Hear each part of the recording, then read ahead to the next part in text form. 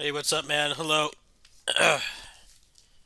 Don't feel bad about no VC, by the way. I kind of wasn't in the mood. I regret sending that ping. I'm not feeling too great mentally today.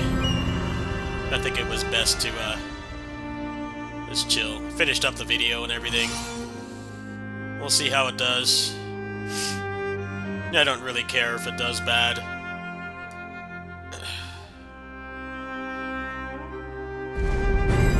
I know for a fact, just like the last game, the DLC stuff I do for this will do better because most of the tourists will be gone by that point, especially because it's going to be 6 months instead of 3. So, I couldn't care less.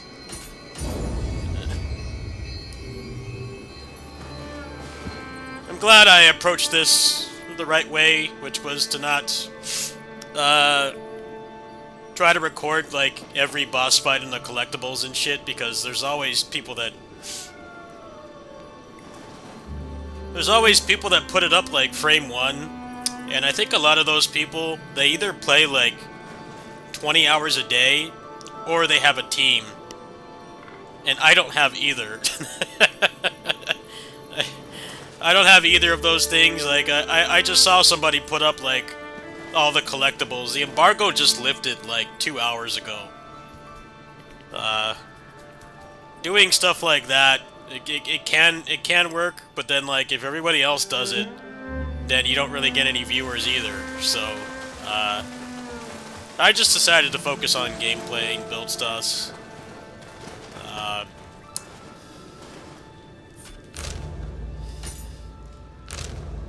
Yeah, no hard feelings at all. I kind of wasn't really in the mood anyway.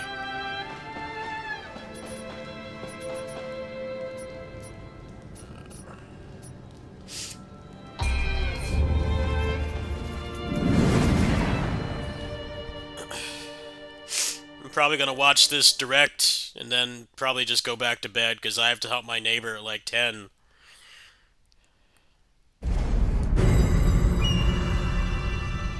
That's assuming they don't shadow drop like something incredibly powered, but I don't know. I don't expect that to happen.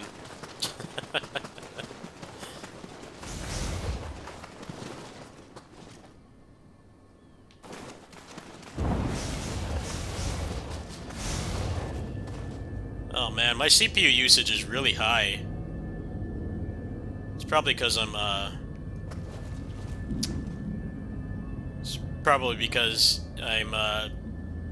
streaming off the processor and not the GPU. I might have to change that. That's part of the reason why I'm doing this, to make sure that it's playable and watchable. Not too worried about it right now. The video is fine. That's all that matters. Streaming's quite a bit more taxing than recording.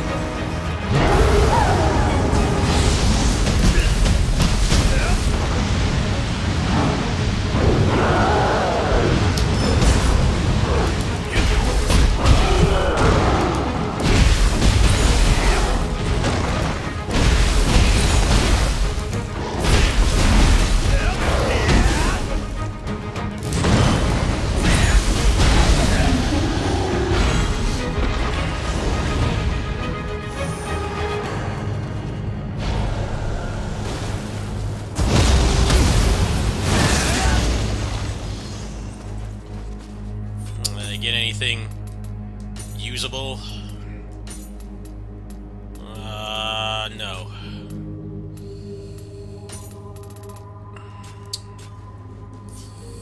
Nothing usable. Bunch of trash, as always. Doesn't seem like the video is doing too well currently anyway, so it's probably for the best I didn't drive myself nuts.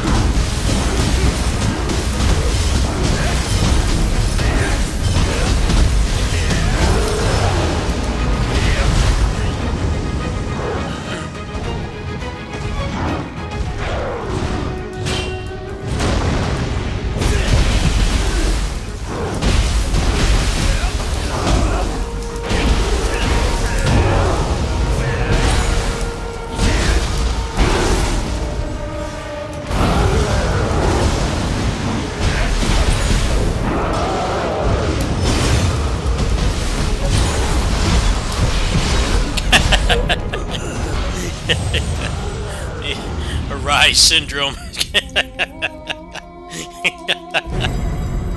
He's getting pissed at getting demolished so much that sometimes he'll do stuff like that. He did not stagger through that whole Guhin attack. Not even mad at this point. It actually isn't bad if you die, because you can farm the drops from the mooks.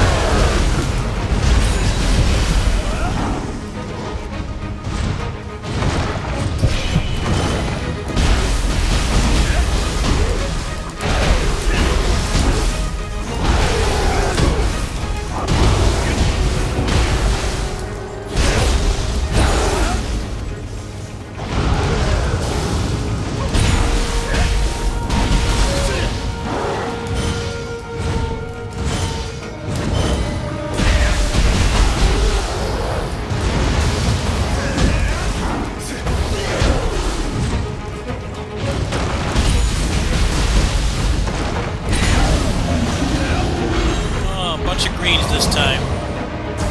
Did you drop the right grace? Did you drop junk again? Let's find out. As Mari Povich once said, let's find out the truth. See, this one is to rank 2. Wait, I don't like playing at anything but A agility. I'm one of those Neo players. I won't play at anything that's not A agility. I'm just way too used to it. So those don't count as drops. Those are troll drops. Let me check Samurai here. Maybe I got something here.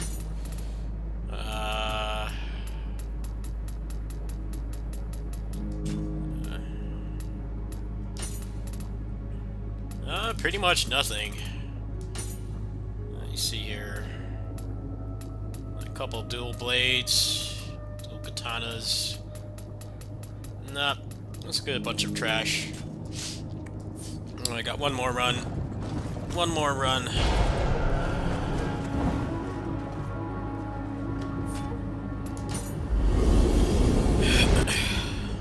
Power Flood, you can probably see that these basically are just hell runs. It's the same thing. Getting nothing, but it takes like 4 times the efforts. Because this is not a game where you can nuke everything in one shot.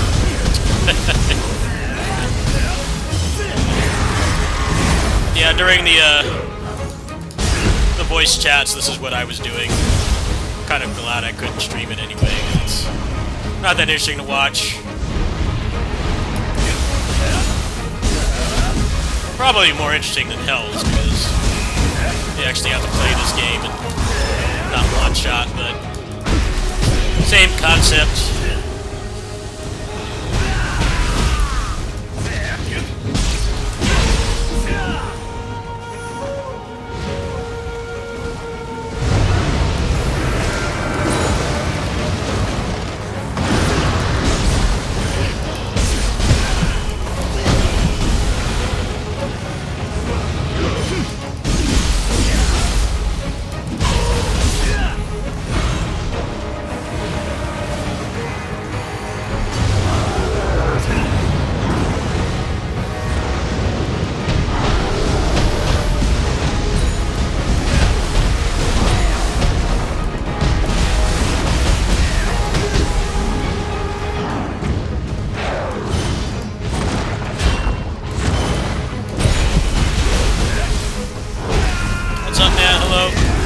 How you doing, brother?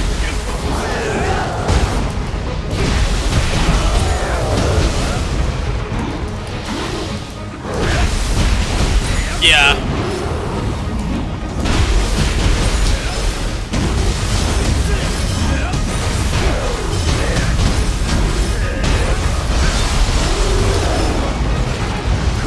Wasn't really any other effective way to make content for this game because people put up all the cutscenes and shit like frame 1.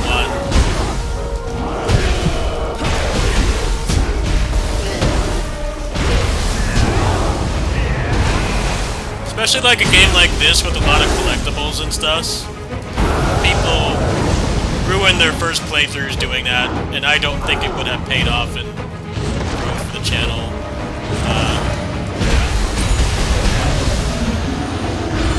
My launch stuff for Neo 2 didn't do that well either. It was the DLC stuff that did way better because all the tourists are long gone at this point.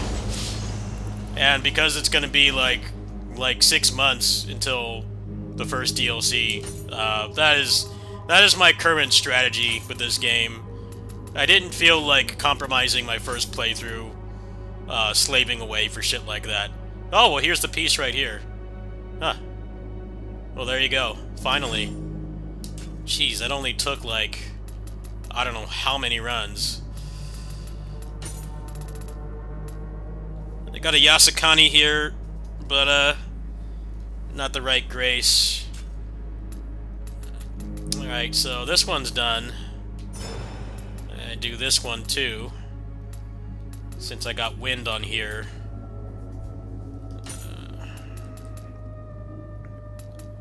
You make regular gear into a plus? I think...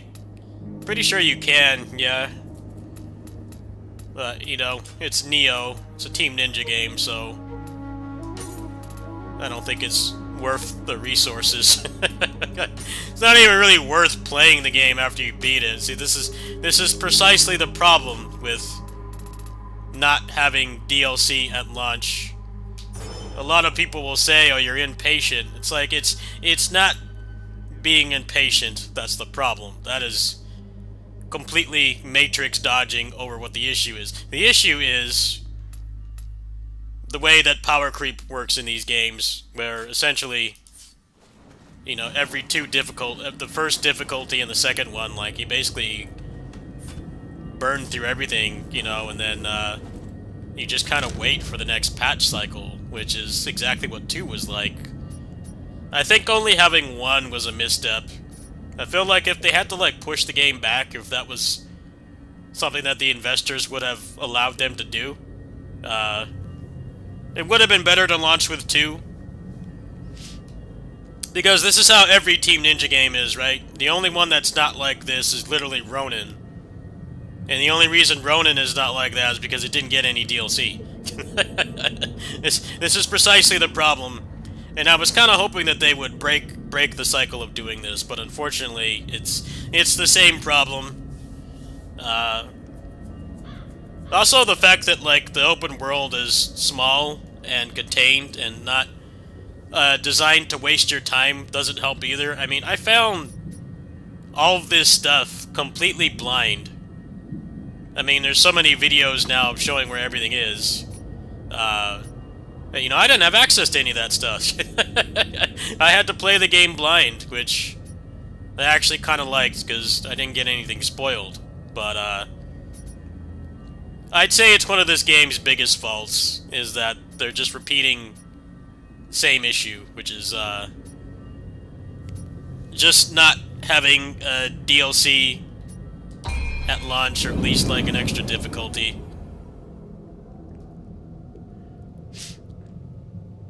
Like, literally the only Team Ninja game that doesn't have this problem is Ronin. Ronin's the only one. But then the problem with Ronin is that it doesn't have any DLC. So... Ronin not having DLC is a blessing and a curse, if you ask me.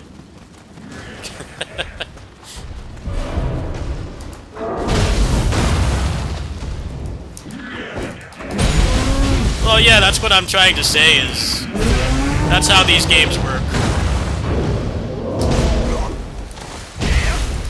A lot of the reviewers have been saying this is better than Elden Ring, which is true, for a number of reasons. Not just the combat. The combat is obvious, but this open world doesn't try to waste your time. It's very compact and to the point.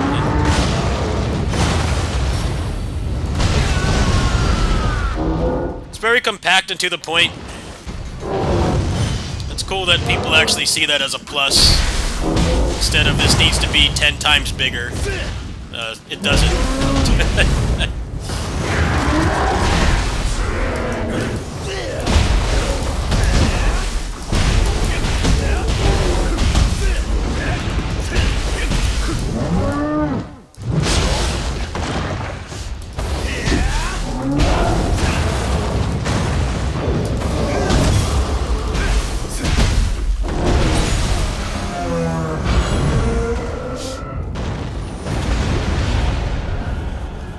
Ronin Endgame is non-existent because it didn't get DLC, which is what determines whether these games are worth playing.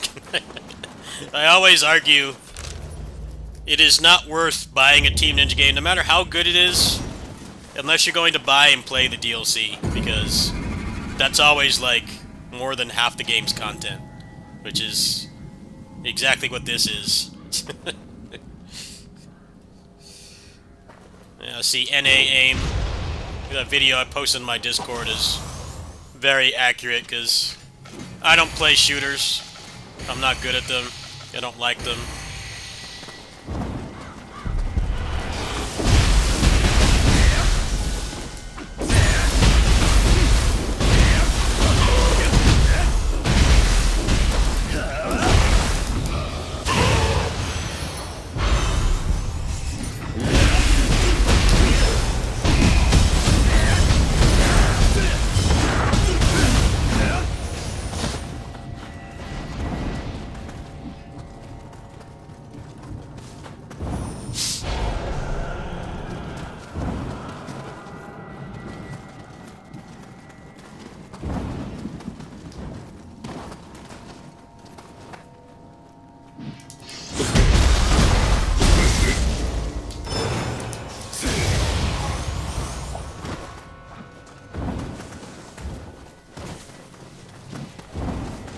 what's up, man? Thank you. Yeah, I couldn't sleep. My anxiety's been very hard to deal with lately, so I figured I'd stream the direct. Starting like half an hour, huh? Yeah, I got a couple more runs I can do with this, I guess. Couple more hell runs here. I got some money saved up in case they announce something, but I kind of doubt that they will. I have such, I won't say refined, but niche interests, so...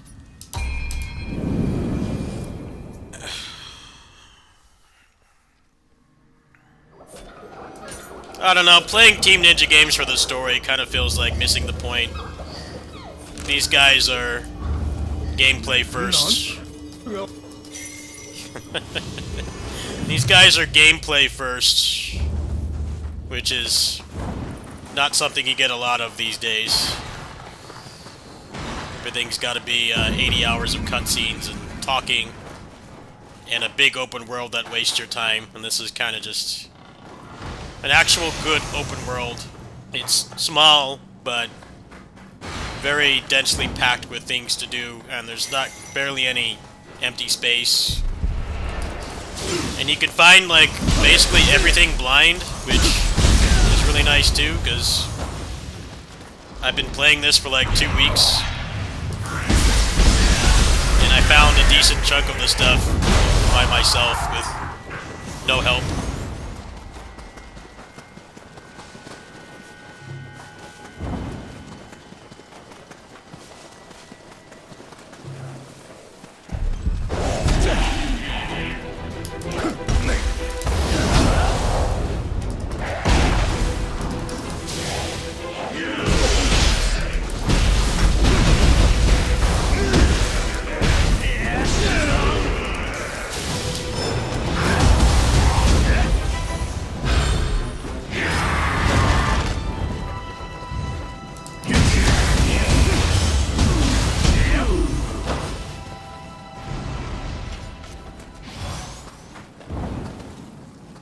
People just expect everything to have this life-changing story.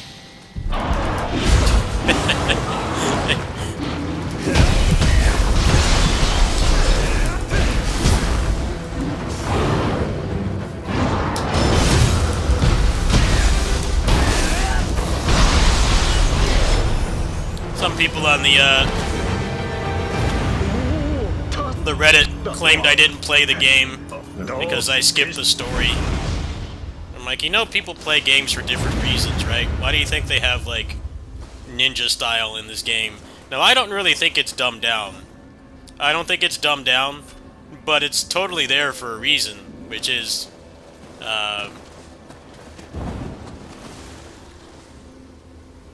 it's totally there for a reason, which is to make the game more accessible, because this is, like, probably 10 times harder to play than any FromSoft game, which is one of the reasons why it's good. That's why they put it there. Like, dude, people are complaining about it. It does have flaws.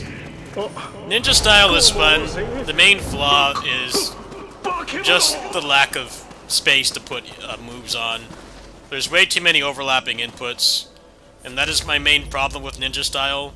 The fact that it's simplified doesn't bother me, because they added a different layer to the game, which is the aerial combat.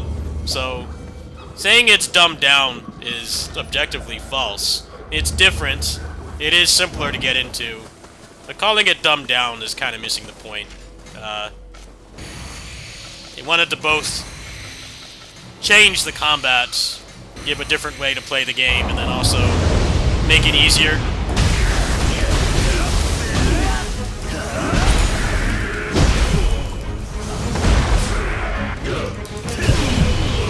Don't worry about it. Don't reply to those people. I've been on the internet like 30 years at this point, so I know better than the pig fights. You know, I just ignore stuff like that. Reddit's gotten a lot worse since this game came out, actually. It used to be a lot more chill, and there was no weird claims like that before, but I guess things have changed since 2 released. What happens when anything becomes popular?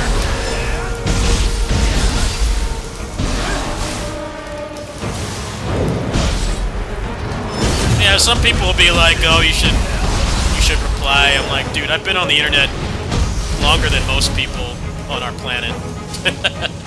Been on the internet not since quite the beginning, but the initial expansion of the internet, which was, you know, the early 90s.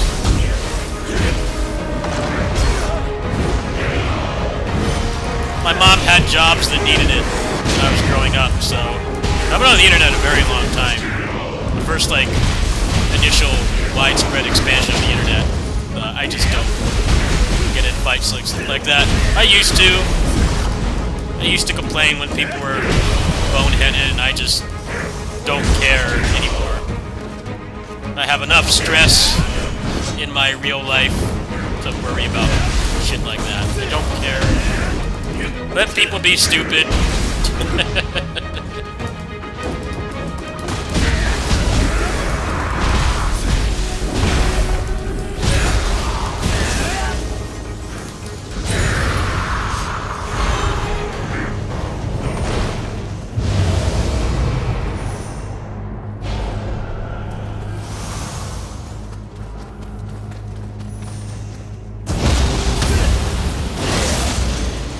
I don't know how they claim I didn't play the game. I'm like, of course I played it. I'm not even getting paid to play this, man. I don't even know if the videos are gonna do well. They probably won't.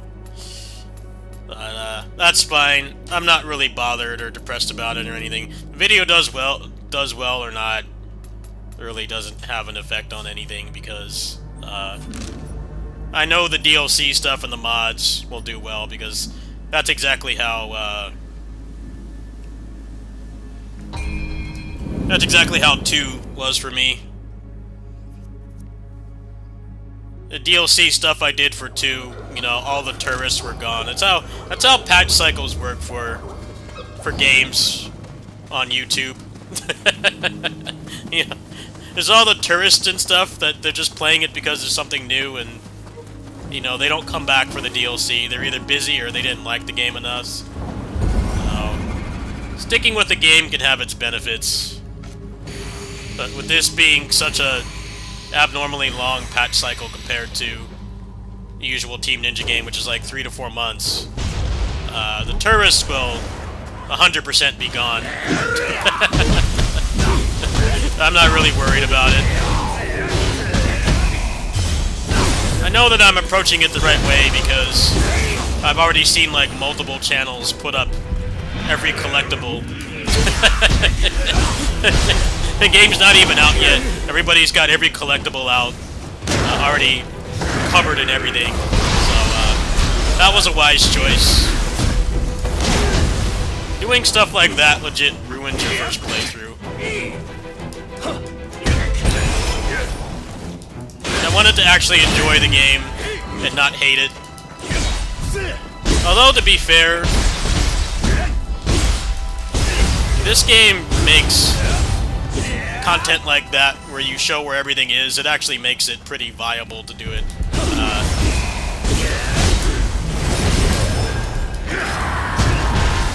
Mostly because everything is shown on the map. And you can also repeat quests as well on the second playthrough. Like, they respawn, so, that's probably why there's an influx of those videos, but I know from experience how much that ruins your first playthrough, so I didn't want to do it.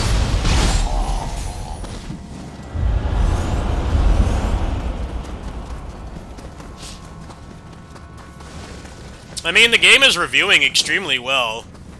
It's reviewing very well. Probably better than they expected. And that is why, as much as people complain about Ninja Style, it was a necessary evil. I actually find it quite fun with the aerial combat and stuff, but it's mostly the way that they they mapped the controls, and how few options you have is the main problem with ninja style.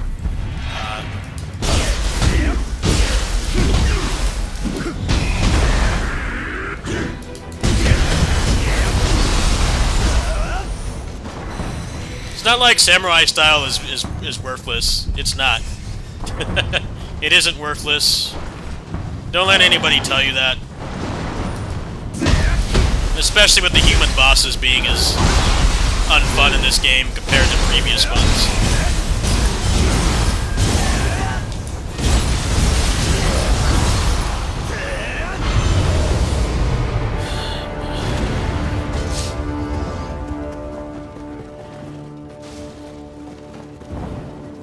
Alright, how many hell tickets do I have? Oh, I've only gotten one. What the heck? That's weird.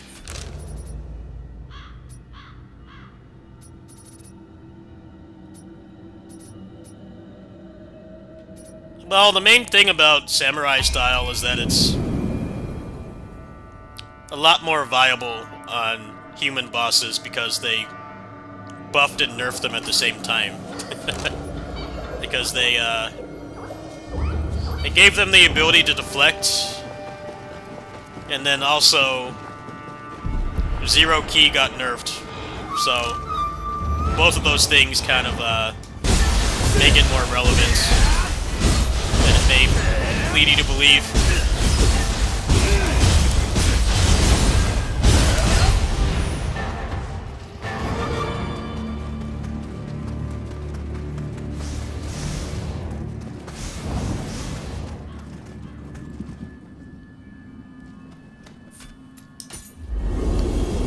I'll see people always jump the gun and complain that something's broken, and then they don't actually play the game. But they definitely needed to add something like ninja style, though. Onboarding in these games is about as bad as Basara. Actually got a lot in common with Basara. Like, awesome combat, better than, like, most action combat games, but terrible onboarding, so, you know, like 3 people know how to use it.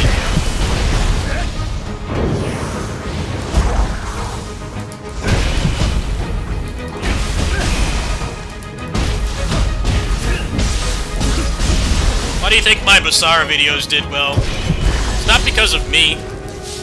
It's not my voice or my personality, it's because the onboarding in those games is shit. Actually, PGR is a lot like Basara and Neo as well. Awesome combat, but horrible onboarding. People basically rely on content creators to learn how to play it. They still have a long way to go in that regard, but I'd say this is a pretty big upgrade. Ninja style is limited in a lot of ways, too.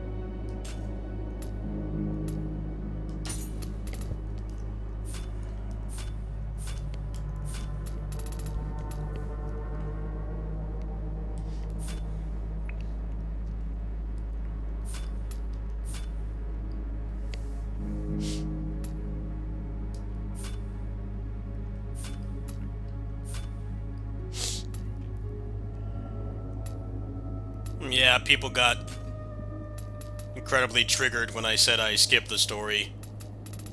I'm Like, how hard is it to understand people play games for different reasons? It's like people that watch, like, action movies and stuff. Like, they're not watching it for the plot. If the action movie has a good plot, that's a bonus. But that's not what you watch action movies for.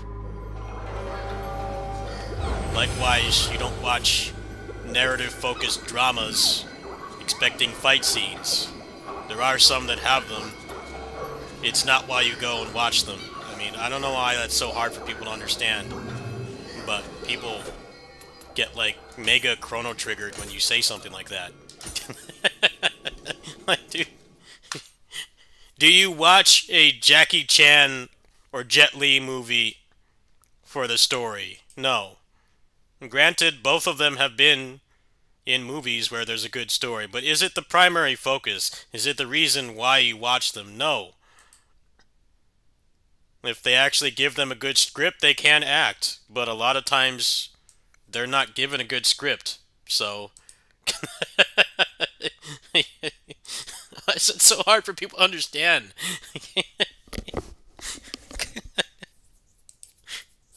You don't watch a soap opera and expect, like, a crazy Tony Jaa fight scene. I mean, that's just common sense.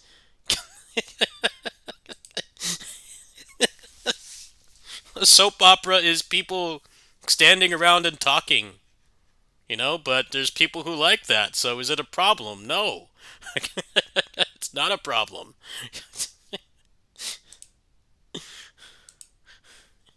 There are people who want to watch people stand around and talk and have an interesting serialized narrative. That's the purpose. I don't expect, like, Jackie Chan to show up in a soap opera and, like, roundhouse kick somebody. That's stupid. Oh, well. Don't worry about it.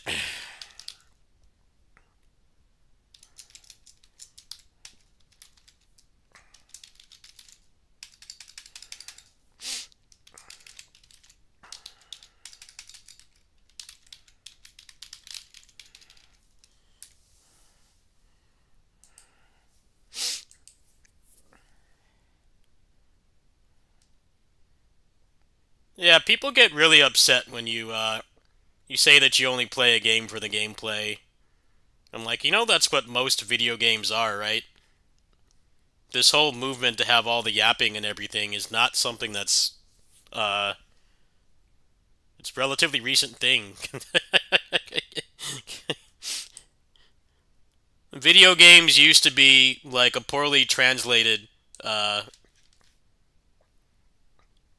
a poorly translated, like, couple sentences. You know, the gameplay had to carry it, and uh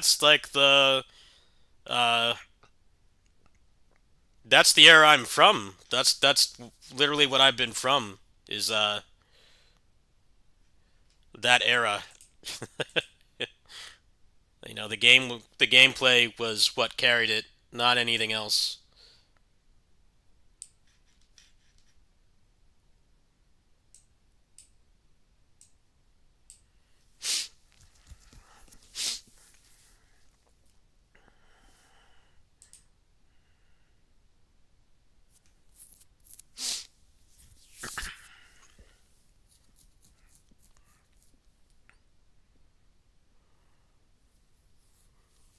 Team Ninja games may not have, like, Oscar-winning plots, but yeah, they're a lot easier to digest than Elden Ring, where you essentially have to uh, you have to watch a video essay. Let's pick your poison, basically. It's either not going to be, like, a life-changing story in a Team Ninja game, or it might have a cool story, but, you know, you have to go watch a 4-hour video essay. I don't think either is very good. I think it should be, you know, a good story that you can fully consume by playing the game. This was the problem with Final Fantasy 15. With Final Fantasy 15, they tried, like, you need to watch a movie and read these books and stuff. And, like, there's nothing wrong with doing that. But then, like, the problem was that in the game, stuff would just kind of happen and it wasn't explained. It's like, oh, well, you needed to go watch Kingsglaive. It's like, well, that's not good storytelling. It's fine to have like stuff that supplements like the game, but the story should make sense in the game itself. That was one of the big problems with that game was trying to make it deeper and richer and stuff like that, but it didn't work. It didn't work. People were literally like, "Why did this happen?" I'm like, "Oh, well, you need to go watch the movie."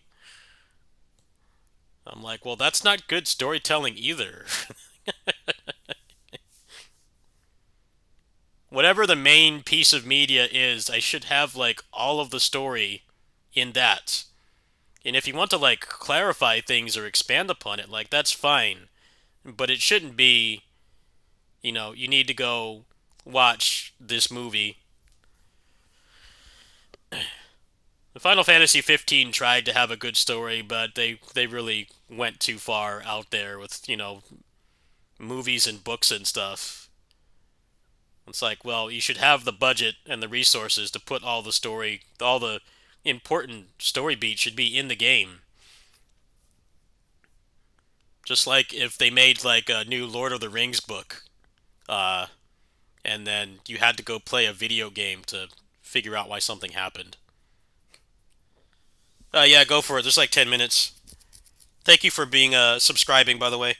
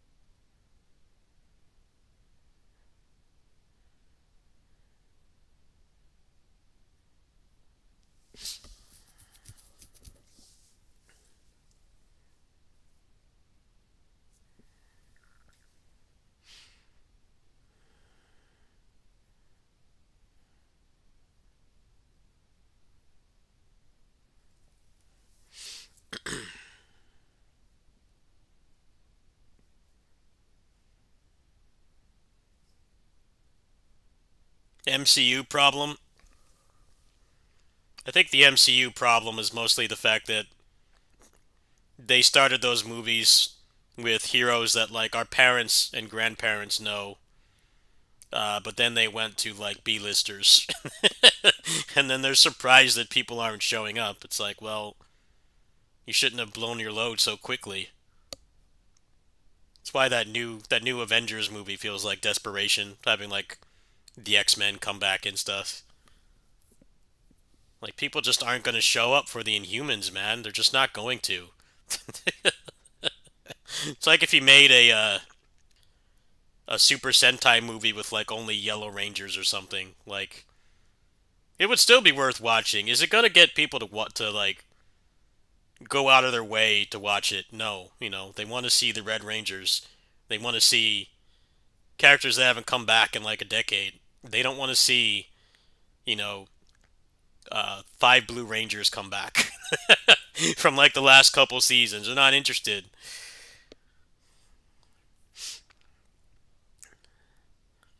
But yeah, FF15 was pretty crazy, trying to have this big, like, grandiose story, but most of it was not actually in the game.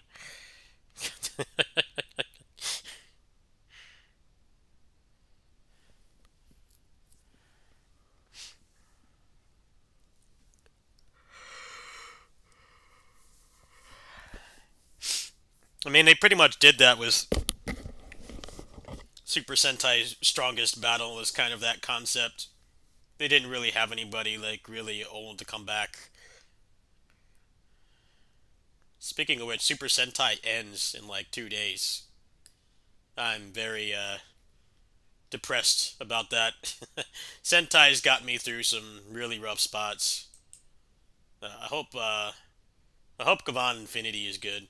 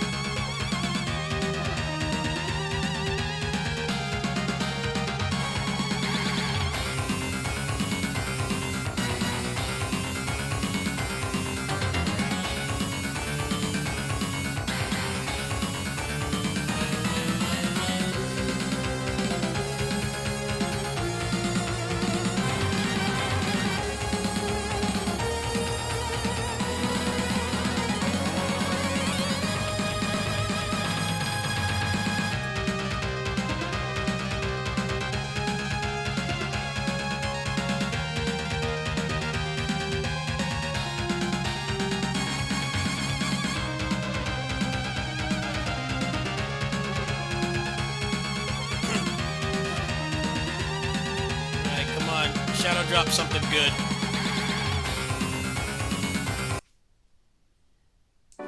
Something incredibly powered. Please.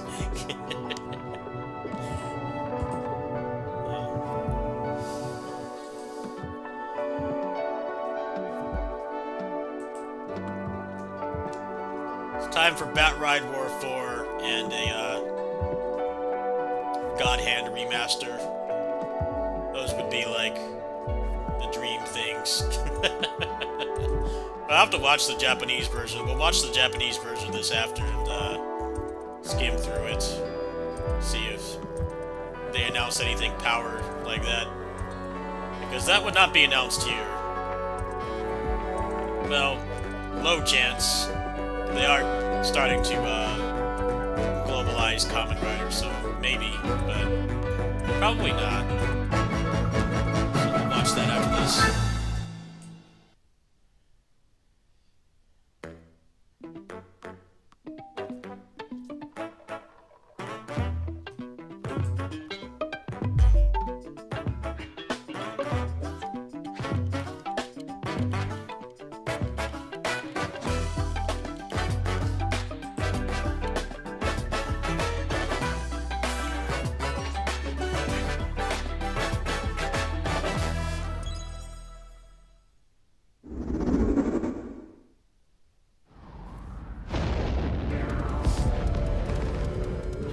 Deep in space, a research station was suddenly struck by a cosmic storm.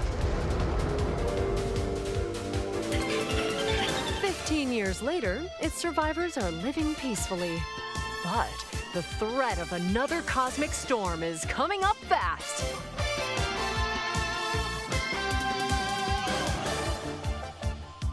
Maki and Omura, two young explorers, must now brave galactic dangers and save all that's left of their home.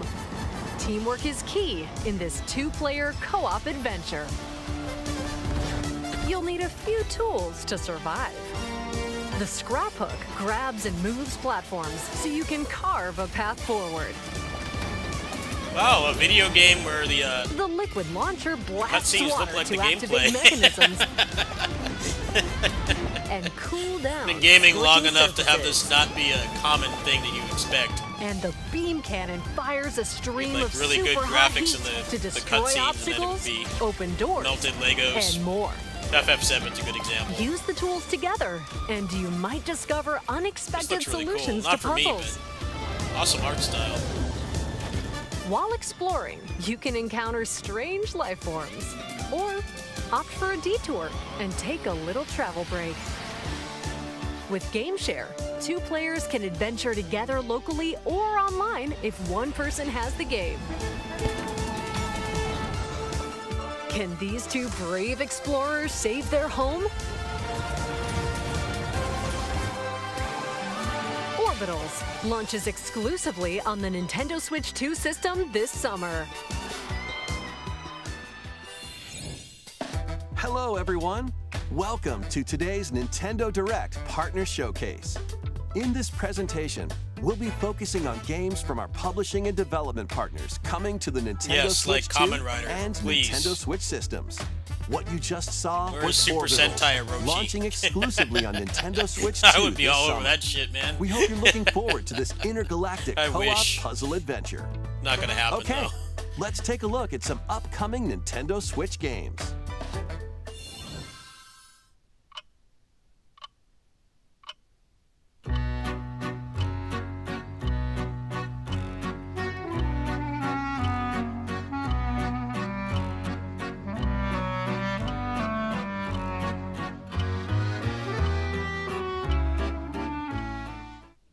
In the waters of Issei Bay, on an island where legends of mermaids have been passed down, a tale of mysteries and curses stirs. The latest Paranormacite mystery adventure is coming to the Nintendo Switch system. The story follows Yuza Minakuchi, a boy who works as a pearl diver. One day, while gathering on the sea floor, he encounters another version of himself. This phenomenon is just the beginning. Soon, other strange incidents begin to plague the island. A girl with no memories, strangers searching for treasure, and a housewife investigating victims of drowning. Speaking to those involved is a natural part of the investigation, but you'll also need to search deep within the waters of Issei Bay. As each of their motives intertwine, the story connects to the mermaid legend told centuries ago. Paranormacite, The Mermaid's Curse, launches on Nintendo Switch, February 19th. Pre-orders begin later today on Nintendo eShop. Battle for World Glory! A new Captain Tsubasa game is kicking its way onto Nintendo Switch. Choose from a roster of over 110 characters, representing 22 teams. Score with powerful shots from the original work, as well as newly added special moves that give passes, blocks, dribbles, and tackles a boost. Soccer was Go like on this the offensive in real against life. I elite would watch it, competitors as you aim but it's for not, victory. so I don't give a shit. Gear up for People are sensational doing, like, soccer action. Big When axe Captain kicks Tsubasa 2 to kick World the ball Fighters at, like, launches on the Nintendo Switch system city level speeds. this I would watch it. Next Watch up the World are games Cup. heading to Nintendo Switch Sadly, 2, that's not- including some that's not games the that case. will also be available on Nintendo Switch. Soccer players got to step it up. A life or death fight for survival begins.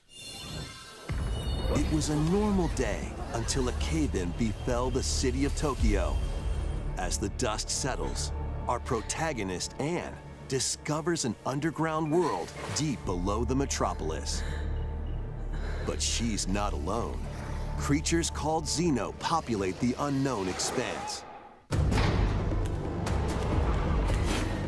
If you're found by a Xeno, it's game over.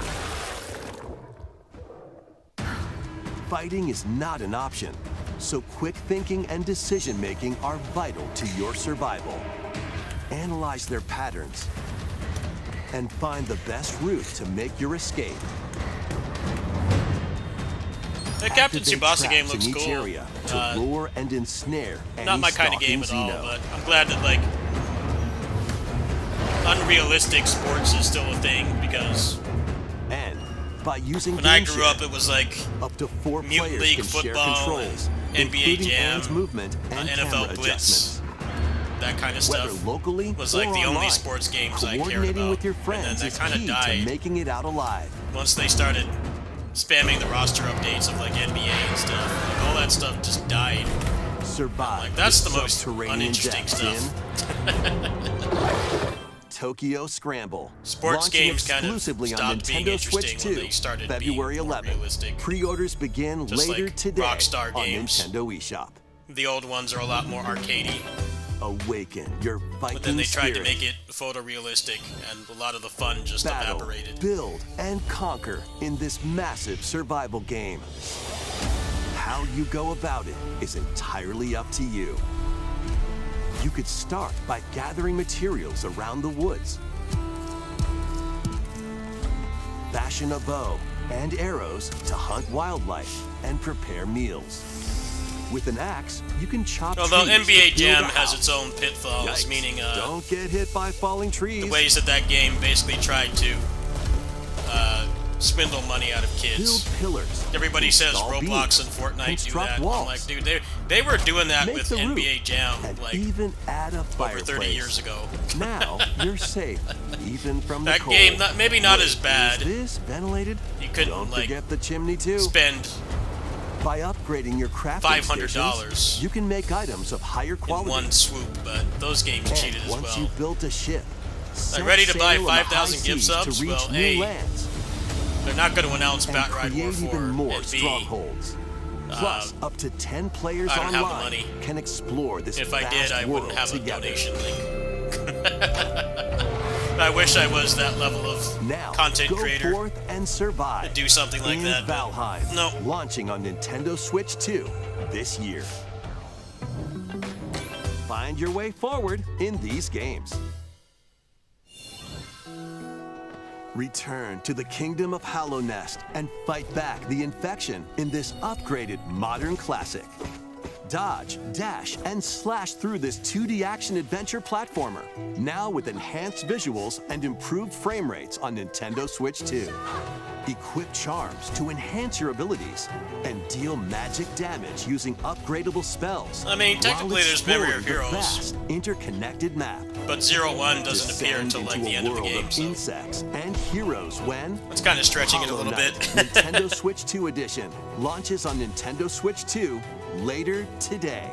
Nintendo Switch 2 players who have Hollow Knight on Nintendo Switch can upgrade to the Nintendo Switch 2 edition for free with the upgrade pack.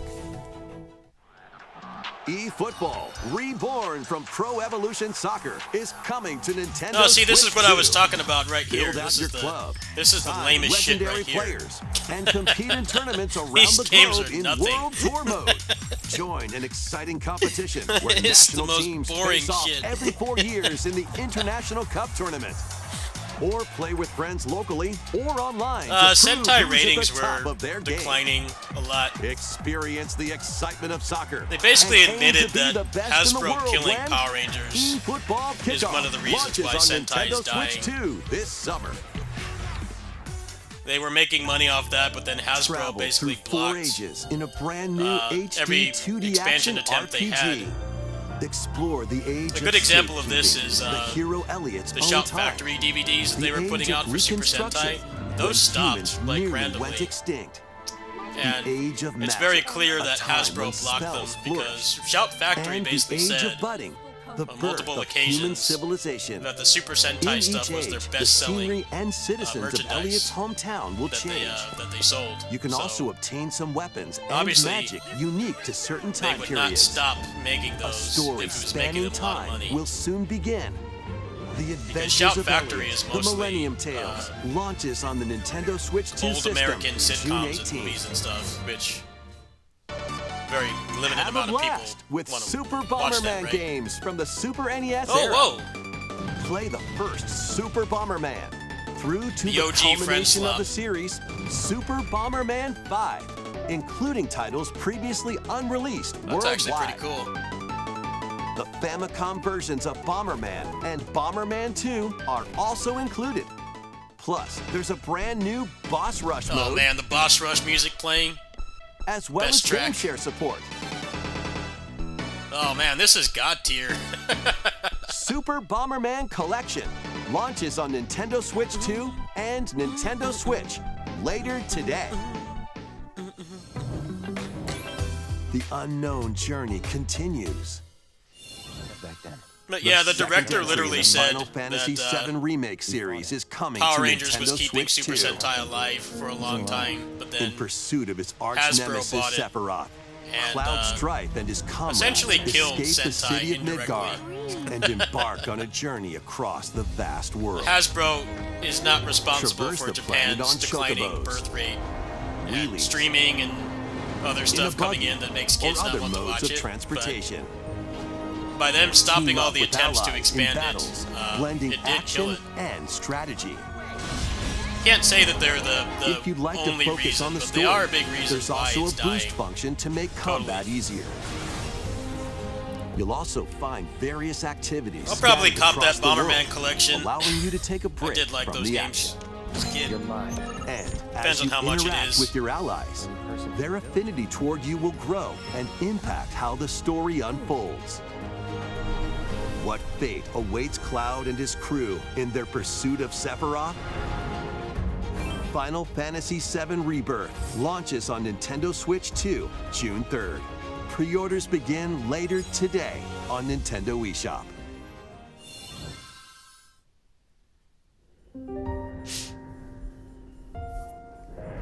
Like the DVDs for Super Sentai just kind of stopped overnight.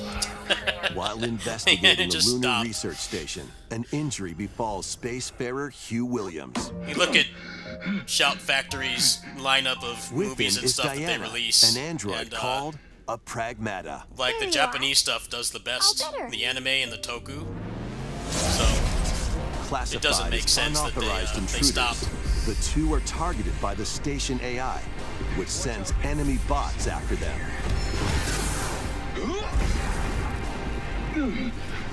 Help! Come on, gun work. These bots have near impenetrable armor. I think I can help.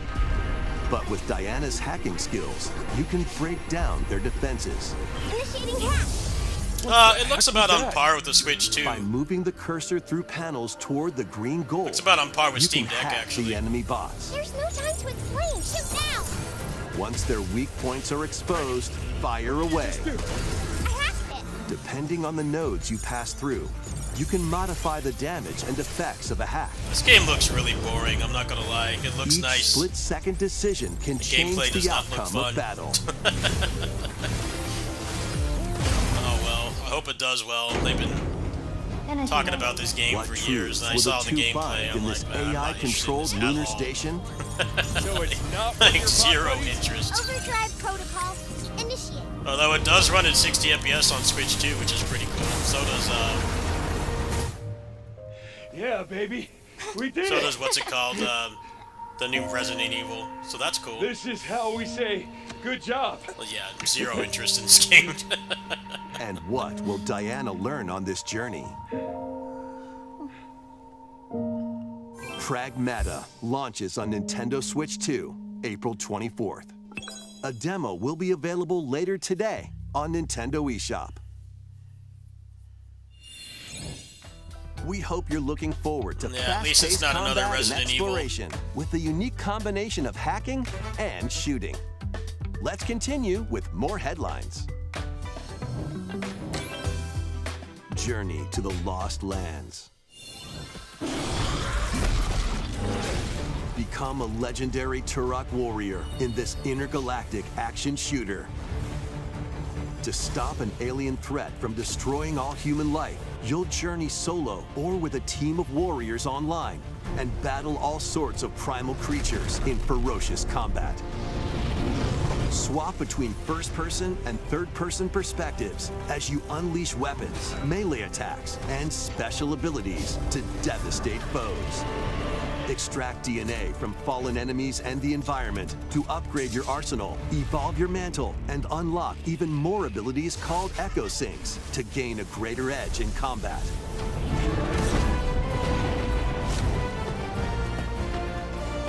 As you venture across breathtaking worlds, you'll unravel the mysteries that ultimately hold the key to saving humanity.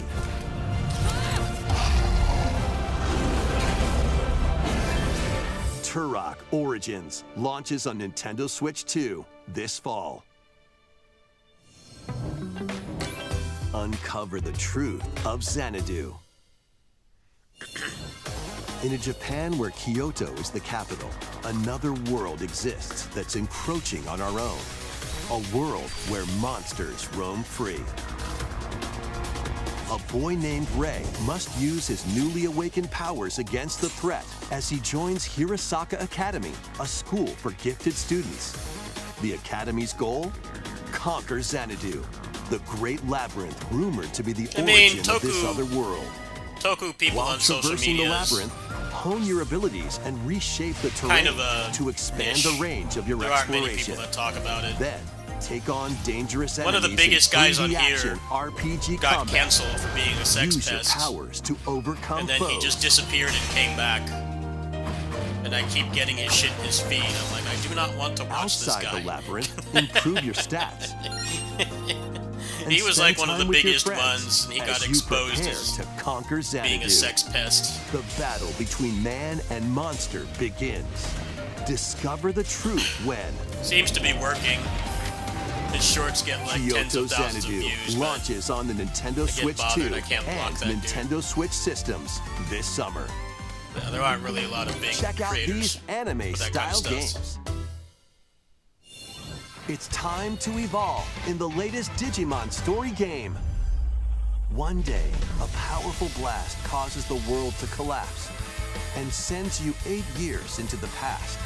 With over 450 Digimon to collect, adventure through the human world and digital world to save the future. Celestial Arrow! And on Nintendo Switch 2, you can select Quality Mode. playing in 4K at 30 frames per second, or Performance Mode, playing in full Oh, HD thank at goodness. 60 frames per second. Thank goodness. Digimon Story Time Stranger launches on the Nintendo Switch 2 and Nintendo They got to Switch abolish systems 30 July FPS, 10th. man. That shit should have been Pre-orders gone begin like later 10 today years ago. on Nintendo eShop. An I don't care if adventure it's set turn-based. high in the sky Whoa. is soaring in. Form your party from a roster of over 20 characters, What? each with their own fighting style. Channel the power of teamwork and summon mighty primal beasts to vanquish your enemies. What the hell? You can also team up in local or online multiplayer. Oh, it actually runs well too.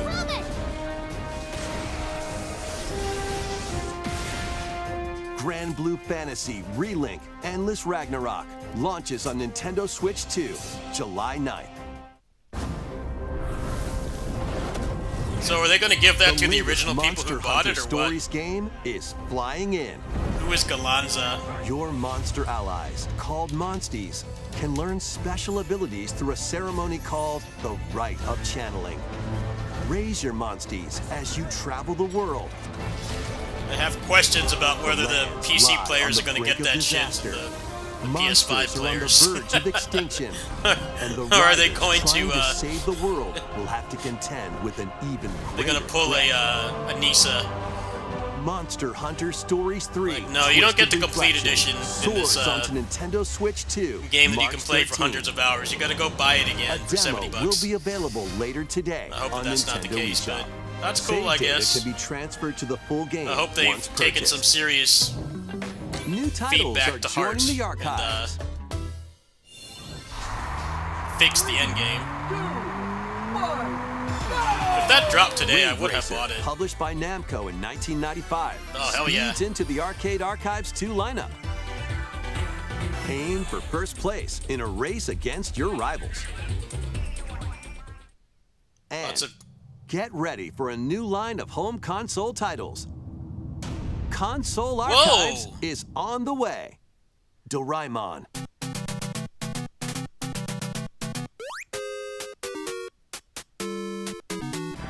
Sonic Wings. Oh, nice. Good games for old folks like me. And more will be released over time. I'm excited for that. The first wave of Console Archives titles includes Cool Borders Not interested in that. and Ninja Gaiden 2, Oh, there's The a good Dark game Sword right of there. Chaos. These titles will be available on Nintendo Switch 2 later today.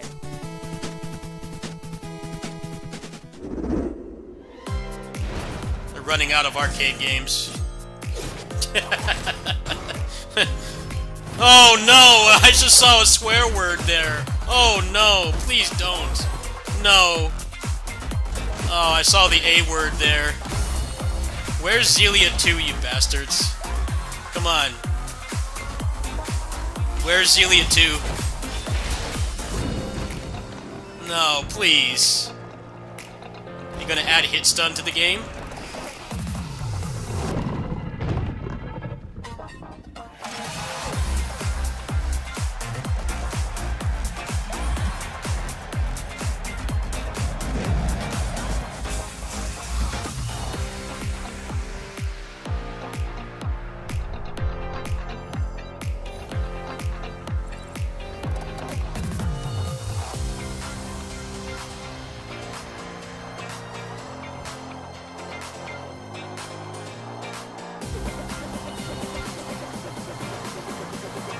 I got so triggered when I saw that, man. Why? You know, it probably actually is going to be a very good port, though. Because the game does run at 60 FPS on Steam Deck, so I would hope that they do at least the minimum and make it run that well. Wake up, little June. Why are you hiding? Guess we'll find out. Maybe somebody will post like, oh, the bosses stagger now. Oh, man. That shit looks 30 FPS to me, man. Yeah, show the only boss that takes hit We found stun. another body. I need your eyes on the crime scene. That's a buzzkill, man. I wanted to hear about When a string Zelia, of too. mysterious deaths I occurs was hoping they would have been across talking America, about that by now, but I guess not. FBI analyst giving Grace us the Ashcroft best of is the worst. captured by the suspect while investigating the case. Major buzzkill. What did you do to me? Well, somebody else could be the guinea pig on that. Maybe they fixed their shit combat. I doubt it. In her attempt to Probably escape, pump and dump work. Grace comes up against all the other unknown ones have been. threats. They didn't even fix stuff like A limited accuracy supply in of healing races, items and so ammunition are at her disposal. expecting them to fix the combat is delusional. Will Would she be cool if confront it the happened threats though. head on, or save her ammo for the next But they're encounter? definitely gonna switch tax that game though. It's probably gonna be like For Grace, a full impending $60. doom is always close. you can at get the hand. game and the DLC on PC for like 20. Meanwhile, another agent that working for an price, it isn't too anti-bioterrorism inoffensive, but organization is also They're on gonna the switch case. tax that like crazy. Leon S. Kennedy. 6 survivors of Raccoon City, all dead from the same thing. With his physical prowess, Leon can parry an opponent's attack, then strike to break the stunned opponent's stance in close quarters combat. He can fire from a distance using handguns and rifles, or use an enemy's weapon against them. Leon has a varied arsenal of attacks at his disposal. This game features both third-person and first-person camera perspectives, and you can change your perspective at any time. There are multiple difficulty options available, including a mode for less experienced players that features aim assist. Guide Cool, I Grace can't as she aim. You guys attempts just to saw me play escape Neo 2 and I unprecedented couldn't terrors, hit a guy and standing Leon, still, who so, relies on strength to Yeah, carve that's the his way own to go. path. The casual mode. What will they discover got the NA when aim. their fates intertwine? I'm not good at aiming. That's why I play melee combat games. Resident Evil Requiem launches on the Nintendo Okay, good. You Switch talked 2 about the most system, blandest, February 27th. Capcom Pre-orders franchise. are Where's available Basara? now on Nintendo eShop. Where's Basara? Resident Evil 7 Biohazard and Resident Evil Village will also be available the same day. Horror-filled excitement awaits No, whether I'm not you play buying it. these games Maybe if you or promise Resident Basara. Evil Requiem first. Or God Hand or Final Fight Plus, 4. a Nintendo Switch Your 2 actual Pro good controller franchises. featuring original art is releasing alongside the games. Amiibo figures of Grace and Leon will also be available this summer. You can scan them to receive in-game weapon skins. Oh boy, you got the Counter-Strike skins. How much does that skin Resident cost? Evil Like Requiem, $400? the latest entry in the Resident Evil series, is launching later this month. Neon gun costs like 10 grand. You can also look forward to a creator's voice video. Yet gotcha featuring a gamers member are of the problem. Resident Evil Requiem development team. People the video spend, will like, release in the thousands near on a future. Next neon orange is our gun. last announcement. Hey everybody, from all of us Oh, here no, at go Bethesda away. Game Studios. If you're like us, Nintendo has meant so All your much games to are you shit. from your They barely early days work. of gaming to now. And It you was need modders incredible to for fix us them. to partner on the original Switch. Go And it away. was just such a great piece of hardware and also so personal when you play. We're excited to finally bring a number of our franchises for the first time to Nintendo. We hope you all enjoy the journey. Vault Dwellers, welcome home. Fallout 4 Anniversary Edition is emerging on Nintendo Switch 2. Scavenge, shoot, build, and create alliances as you reshape the wasteland and what remains of civilization. Every choice matters. Fancy yourself a smooth talker or pining to pump up your power armor? Choose from hundreds of perks that fit your playstyle. Every road leads somewhere new, from the heart of Diamond City to the shadowy corners of forgotten vaults. Their last The announcement, Commonwealth really? is packed with stories Is this waiting really to their be last uncovered. announcement? In addition to the base game, experience I'm looking 6 at how much official they're charging for expansions a Rise. and over 150 much Creation does it Club cost? items to expand your adventure. How much are they Grab your Pip-Boy taxing and the traverse the Switch wasteland players? in Fallout 4 They don't mention the Anniversary price. Edition, That's, launching on that's Nintendo not a good Switch sign. 2, February 24th. Pre-orders begin Not later mentioning today the price is a on real Nintendo bad sign. eShop. The year is 1937. Sinister forces are on the hunt for an ancient power and only one person can stop them. Watch me. Embark on a globe-trotting cinematic adventure in Indiana Jones and the Great Circle. Set between the events of Raiders of the Lost Ark and The Last Crusade, Indy will journey around the world to uncover the mystery behind the Great Circle. From the pyramids of Giza to the sunken temples of Sukhothai and beyond, use your wits to infiltrate historic areas and solve fiendish puzzles. Or use your whip to face off against dangerous foes and explore a world full of daring escapes and unforgettable encounters. Well, the only thing I really wanted to buy Adventure was calls when Bomberman. Indiana Jones But and that's the gonna Great depend on the Circle pricing. I launches don't know on if I'd pay Nintendo 40 Switch bucks or 2, something like May that. 12th. Pre-orders begin Other than later that, they today didn't drop anything I on really Nintendo cared about. eShop. Explore the vast landscape of How many of these Cyrodiil games in you the got, Elder man? Scrolls 4 Oblivion Got something actually Remastered. good? Experience this renowned open-world RPG now on a Nintendo system Bethesda for the can't, first time.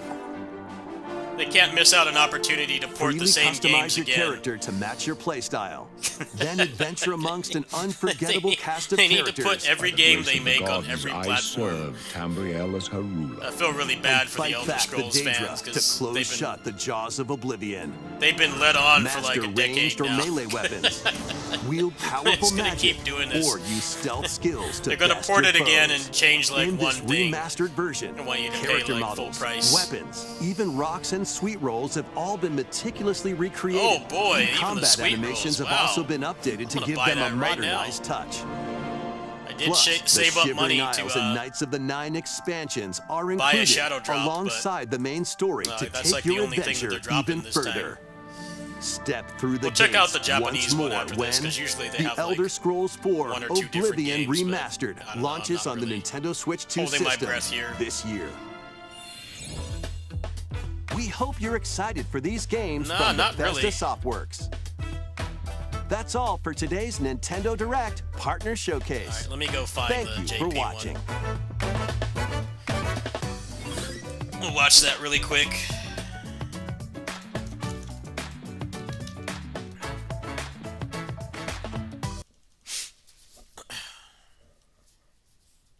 Let's check the JP one. 切り開くレオン二人の運命が交錯したどり着く真実とは Alright, they're on like the バイ worst オハ thing, ザ which ー is ドレクイ Resident エム Evil. は2月27日発売ま I た can't バイオ rewind. ハザード7レジデントイービルと Why can I not バイオハザード rewind? ビレッジが同日に発売これら2タイトルと Yeah, I don't バイオ care ハザー about ドレ this. クイ Where's エ the ムの rest? どちらを先にプレイしてもお楽しみいただけます Why is it not letting me rewind? さらにオリジナルデザインの任天堂スイッチ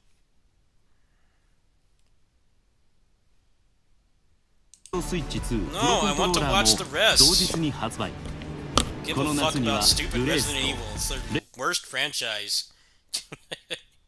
Why is it not 読 letting み me 込ませる rewind? と特別な武器スキンが入手できるシリーズ最新作「バイオハザードレクイエム」は間もな Alright, く well, 発 I'll 売 wait a few minutes and then just watch the replay. Well, I mean, it's to be expected. Yeah, a lot of people say stuff like that, and it's really just like there's no games that they're interested in. But the Switch 2 is in the point in its lifespan where it's going to get a lot of port spam, and that's pretty much what it was. Those aren't bad games at all. I mean, having all those Bethesda games on the go is pretty cool. I mean, Arise, despite being a bad Tales game, if they do a good job with the port, I could see that being worth it. But I just looked at the trailer on Bamco's channel, and they don't mention the price anywhere. So they're probably going to try to squeeze like $70 out of people. That's the epitome of Switch tax right there. That's the problem with spamming so many ports, is they're going to charge like triple the price on the Steam Deck.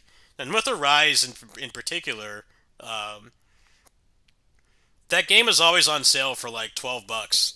So I would hope that they at least have it running at 60 FPS, because I've tested that game on the deck. And the deck and Switch 2 are very similar in the performance. So If that shit is 30 FPS like the trailer, and they're gonna charge like $60 for that, like that's not a good thing. Granted, I was never gonna buy it in the first place, but Tales fans have been getting the short end of the stick on the Switch for like the longest time. The fact that Graces was stuck at 30 FPS even on Switch is really bad. Like, that should not be the case. Alright, I think it's done now. So we're gonna skim through this and see if they announced anything worth a damn. They might have. It's probably gonna be a lot of the same stuff.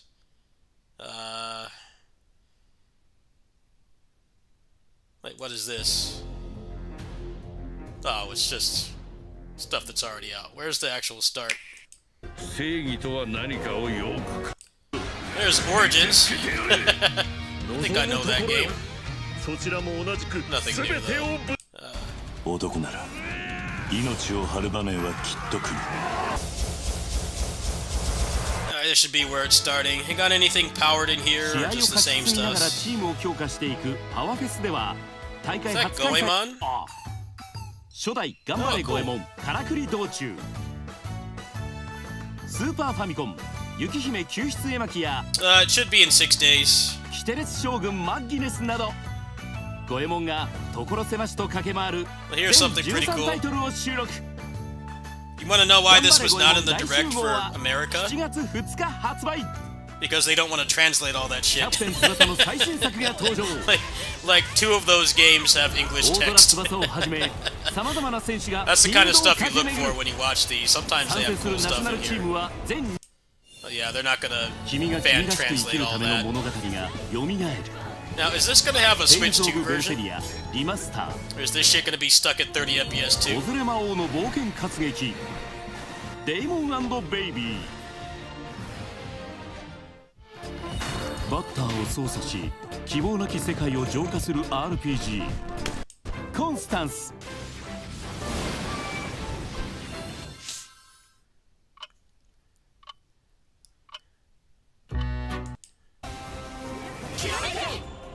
強大な青少獣を戦え終わりなき空で。グランブルーファンタジーリリンクがさまざまな新要素を追加して任天堂スイッチ2に登場。空の世界を舞台にさらなる脅威に立ち向かう。新たな仲間を加えプレイヤブルキャラクターは総勢20人以上。近接攻撃や遠距離攻撃などそれぞれアクションは異なるので自らに合ったキャラクターを探してみてください。最大4人によるローカルまたはオンラインマルチプレイも可能。強大な青少獣を召喚し仲間と共に協力と終了後配信 Oh 開 man, 始。 there's that boss theme, so good. テイルズ・オブシリーズ最新 Wait, is 作 this が登 actually 場。 a 60 FPS port? Is かつての it? 豊かな大地 I'm は genuinely 空 curious. からの侵略者によって奪 I われ feel like they have no excuse. 通覚と記 Because it 憶を runs 失 well った on 青 the 年 deck. アイフェンは触れたもの It's 全て actually one of に the 茨 better の JRPGs 苦 you を can もたら play す呪われた少女と出 on 会う the deck. 過 So 酷 I な hope 支配に so. 立ち向かい Seems like 世 it 界 might と actually 少 be 女を 60 救えるの FPS. か。 They're not mentioning the price. 本編の後日談や They're 各 gonna 種 milk DLC Nintendo を収録 players し for た every cent that they have. テイルズ・オブ・アライズ No- 4度 no ザ・ドームエデ price ィションは5月21日発売。 It's probably gonna be like $70. デジモンの RPG シリ That ー game ズ is 最新作が $8 登場。 on PC ある日 like 突然迎え every る世 week. 界の終わり。 It's the epitome of Switch 気がつ tax. くとそこは8年前だった。 I don't see anything else here. 450体以上のデジモンと共に Just doing a quick little 人間 browse 世 through 界と here. デジタル幼稚を育て目標の資産にたどり着いたプレイヤーが勝利。登場自分だけのオトモンを育成して冒険に挑め。荒廃する大地そして絶滅の危機に瀕するモンスター生態系を取り戻すザナドゥへの挑戦が始まる。アークタイプ友人を救うため兄弟で協力し No, 恐 I 怖 don't の think there's 島を生き延び anything るリアニマル super powered in here. 怪しく The 浮かせる Goemon 美 collection is しき pretty 恐怖 cool, but ゼロ赤い蝶 it's リメイク blatantly obvious why we're not getting that because they don't want ダークな to. 絵本の世界を They 大 don't 冒 want to 険 translate all those games because we got like very few of those games over here. 滅びゆく王国で感染に抗い They don't want to get in フォロ trouble ー for ナイ using the fan ト Nintendo translation Switch scripts 2 エ either. ディションはこのダイレクト終了 They の probably 配 配 thought 信 about 開 it, 始 but then like they know that that's a really bad thing to do. 大迷 'Cause 宮ザナドゥへの挑戦 That's が happened 始まる before. I know that with the 舞台 the O-Ranger, the Shout Factory DVDs, apparently they like took the fan subs and didn't tell them. Something like that happened recently. But that's the only reason they didn't show that there, because they know that people aren't gonna want to buy it if it's all in Japanese. But we got very few of those games over here. Goemon is kind of niche for a reason. I don't know if they have the N64 games in there, because I feel like those would kind of be shit, because those got a decomp recently. Well, my wallet is safe. There wasn't anything I really wanted. I did save some money for this today, but I guess I don't need to buy anything. There wasn't anything that great. Bomberman's a maybe. Maybe if I had people to run it with, I would buy that, but I do have fond memories of playing those as a kid. It's cool that they're bringing out the ones we didn't get over here, because we didn't get 3, 4, or 5 over here. Those are all Japan only. Which is really weird in retrospect, because those games have like barely any text. I think the reason why is because those were pretty late releases. They were releasing those up to like 96 when the N64 was already out, I think. But yeah, that was the only thing I gave a damn about. Other than that, let me go get my Switch 2. Maybe we'll play some Disgaea Muso for a bit. Let me go peep the shop and we'll see. Yeah, that was a nothing burger. I mean, Relink maybe, depending on how much is new and if it's a good port. I'll be right back.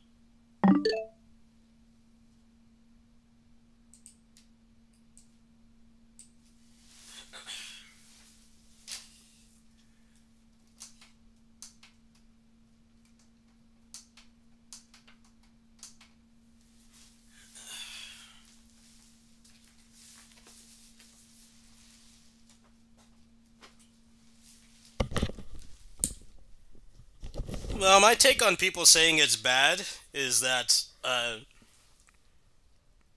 like, every current gen console has been like that for, like, the first 10 years. How many remasters did they spam on the PS4 when it came out? There were, like, barely any games to play on that thing. I didn't get my PS4 until, like, around 3 years in.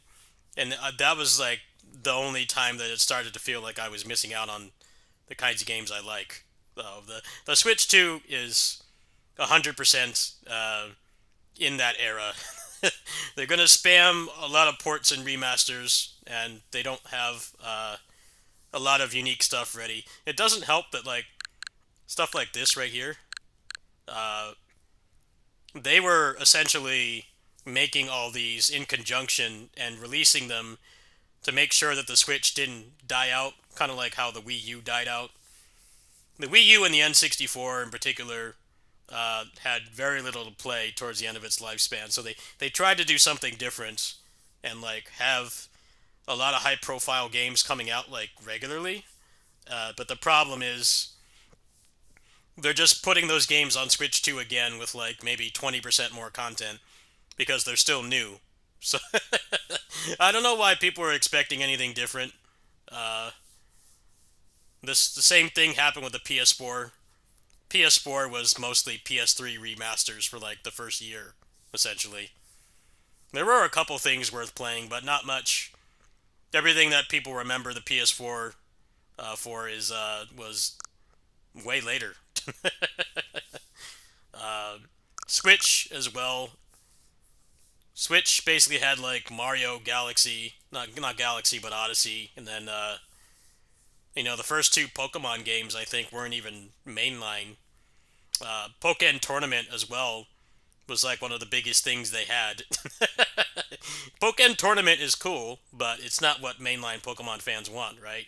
So I feel like the next partner showcase they do will probably have more unique games, but you got to keep in mind that they want the money from Switch players because look at the Switch tax. A lot of these games that they have on the Switch too, I mean, they're like dirt cheap on PC, and you can't even say that, the PC is more expensive because these games run the same on Steam Deck. What's a good example here? Let me see. Some of these are offensively Switch taxed. This, for instance, you can get this, and Rebirth for like $40 on PC. Granted, they do run about the same on Steam Deck, but you do have the access to mods, and the mods make both of these games better. So, you really want to pay $40 for that if you have a deck? No. Hades 2 is the same price, so that's kind of whether you want to use mods or not. Let's see here. Like this Kirby game, for instance. That game just came out like 2 years ago, so they added very little to it, and they want to charge you $80. They're going to be doing a lot of that, but I think that the next one should have more unique stuff. This is kind of a unique case because it does have all the DLC up to the current one, but the game runs identical to the Steam Deck, meaning the World Tour mode runs like shit and doesn't even hold 60 FPS in fights. It's actually worse than Tails. The Steam Deck for this version is playable, but the single-player content is shit. It runs really bad. And I guess they just couldn't find a way to make it run at 60, but I just don't want to play a fighting game at sub 60 FPS because they've always been at 60 for like the past 35 years. This is kind of a unique case. This actually isn't a bad deal. This isn't really Switch taxed, and they did include all the DLC up to this point when they released it, because year 3 had like barely started. This is one of the better deals in here, I would argue.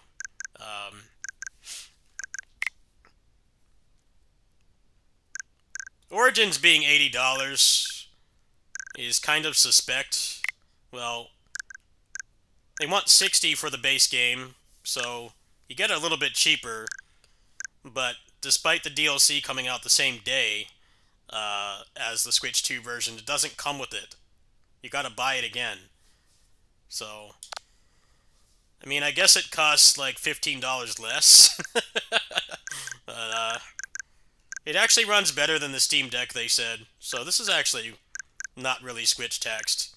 It would have been nice if they included the DLC, but that's one of the better deals in here for sure. I bought this Sonic game, it was pretty cool, but it was on sale for like $25. I thought for that price it was fair. Like, Sparking Zero is still relatively high priced on PC. The problem is this shit is like 30 FPS on Switch 2, so there's like no reason to buy it. Disgaea 7, infamously, they didn't offer any kind of upgrade pack. And they're still selling the old one, too. They're still selling the Switch 1 version. There was somebody on the Disgaea Reddit who literally bought it thinking that he could upgrade and he couldn't. So this is actually the worst kind of Switch tax. This is the worst Switch tax right here. This actually is not Switch taxed. This is identical pricing, but it really doesn't run well on deck either.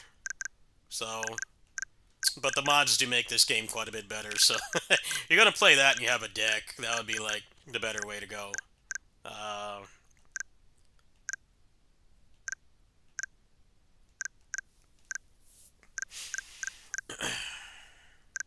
You know, I'll say this as well. This is Switch tax too, mostly because the upgrade pack makes the game run worse.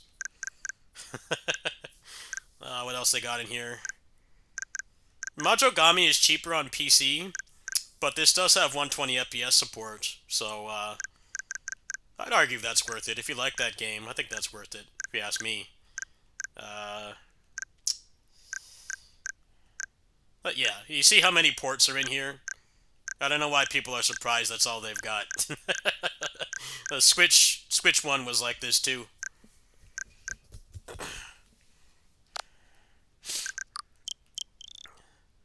Let's see what AI slop we got in here this time.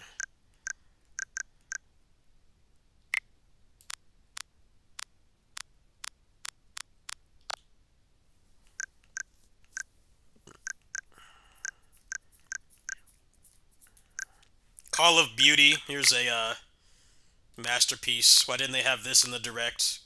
This is clearly the best the Switch has to offer. AI slop. It's like doesn't even have any gameplay.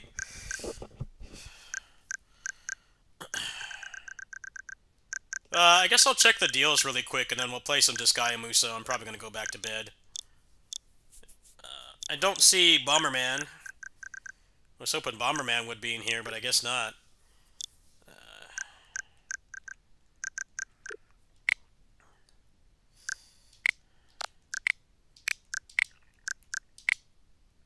I mean, that's pretty much exactly what I expected. I think it's crazy that people were expecting more. And like, no, that's pretty much on par with, like, every modern console we've had in the past, like, 10 years. They've all been like that. A bunch of spamming remasters. Oh, this is on sale. Oh, well, I'll have to get that, I'll have to get that Muso on Switch 2 video out before then, because I think people would like to know about that. We have 9 Empires. This game looks abysmal on the Switch. Like, I was shocked at how bad it is. It literally looks like an N64 game. It's running at like 240p. I tried it on the Switch too, but because it's got that like really low native resolution, it looks really bad. It looks real bad.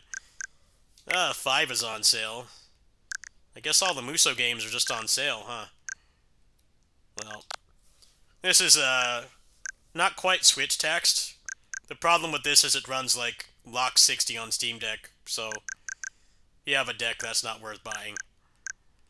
What else we got here?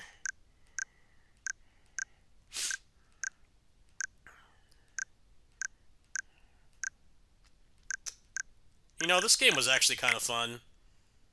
I might grab that at some point, but not right now. Oh, Anime Feet Boys. Oh, this is a classic. Wow, they must have worked really hard on these drawings. They look great.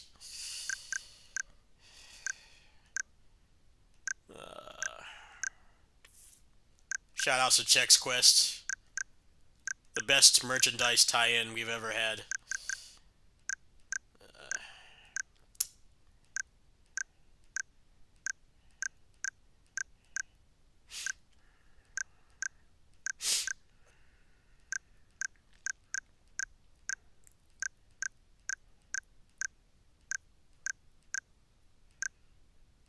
You know, my problem with console archives is that they're probably not gonna, like, increase the frame rate on those games. I'm like, how many people are really going to want to play 5th gen games again, unless they're going to increase the frame rate? But hamster ports are very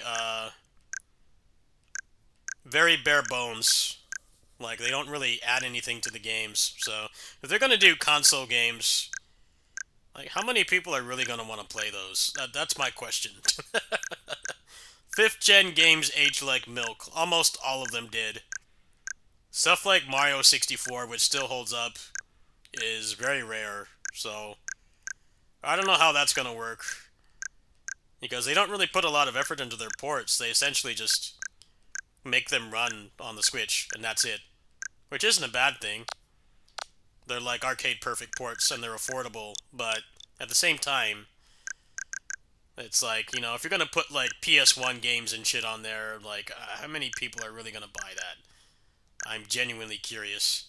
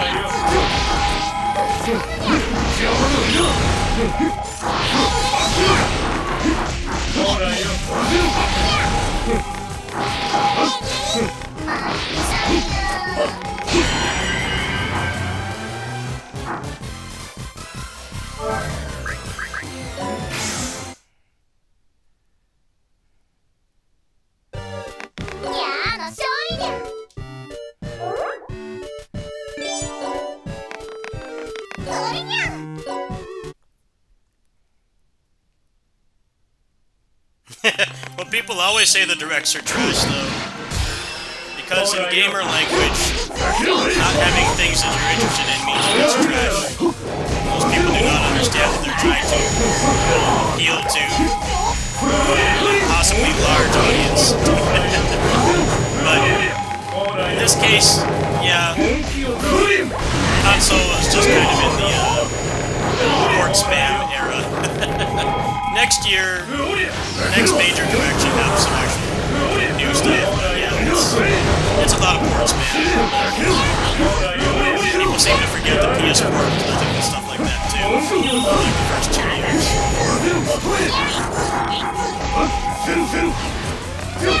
Stuff like Bloodborne and all the other Souls games, like Uncharted and stuff, that wasn't until years later. Wasn't really a reason to create it, but you have money. It wasn't anything like make you need it instantly. Nintendo's done better in that regard. They did have a bunch of first-party games, but gamers aren't really able to look at things from the lens of other people's his opinions. He'll just say that it's bad. I'm like, well, that one actually was pretty bad, I'm not gonna lie. It's about on par with how new consoles are in the first year. A lot of port spam. Especially because the Switch 2 can actually run most modern games pretty well. Based on par than Steam Deck. Not like the ROG Ally X, it's not that hard. Companies are going to want a piece of that pie, especially because it's technically a new game in their eyes, so they can charge full price for it again. If you have anything that would run Steam, you can get those games for like a quarter of the price already.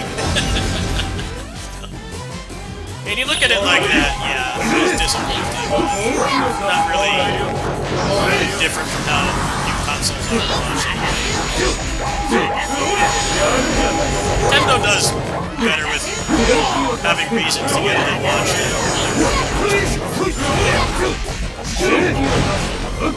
PS5 had like 2 games at launch. People went crazy trying to buy one and it didn't have any games. Kinda still doesn't, really. It's been out for 5 years now. Barely has any exclusives.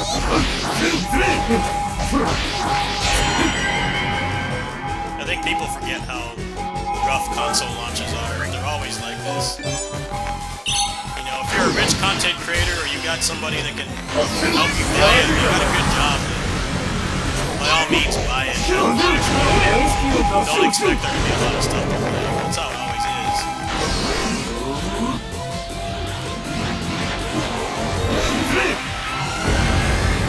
Why do you think they just announced 3 old-ass Bethesda games?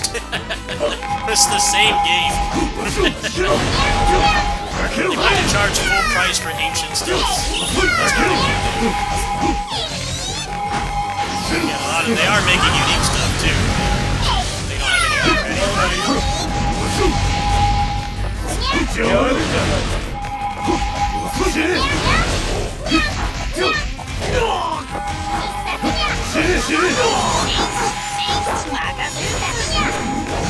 It'll be funny if the Arise port is just as gimped as every other Tales port on Switch. I hope not. I may not like that game, but Switch-only people definitely deserve a better experience with those games. And they've been completely deprived of that every way. Why does Berseria not have a Switch 2 version to run at 60? I mean, it's objectively worse. It's objectively worse than the one that you can get on Steam Deck for like $8. It's pretty messed up, man. Oh, hey, is this different? Is this a good one, Power Flood, if you're still here? I'd appreciate your backseating. 79 rarity, so it's actually got good rolls on it.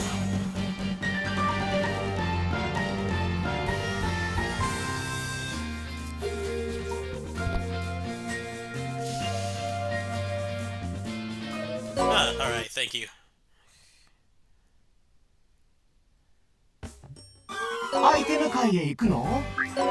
Take your time, you can rewind if you want.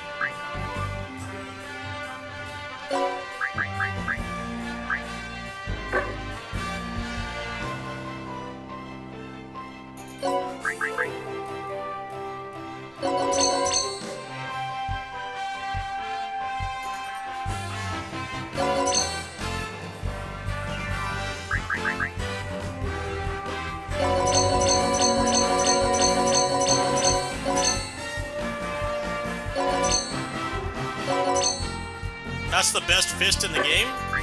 Oh, really? Well, damn. Thank you.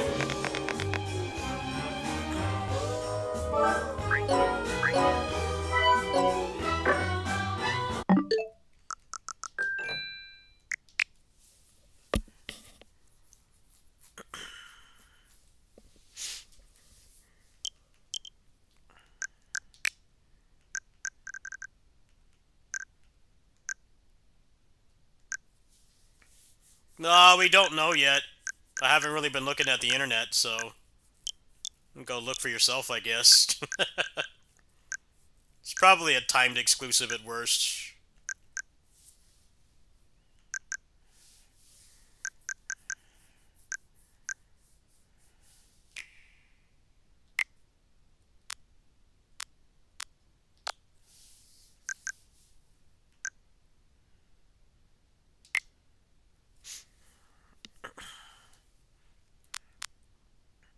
It's good stuff right here.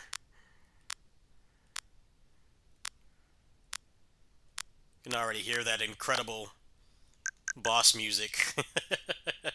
I don't know if I'd buy this, though. I don't know how much I'd play it. Probably wouldn't play it much. I guess I can pre-order this now, huh? You know what? Why don't I do that right now?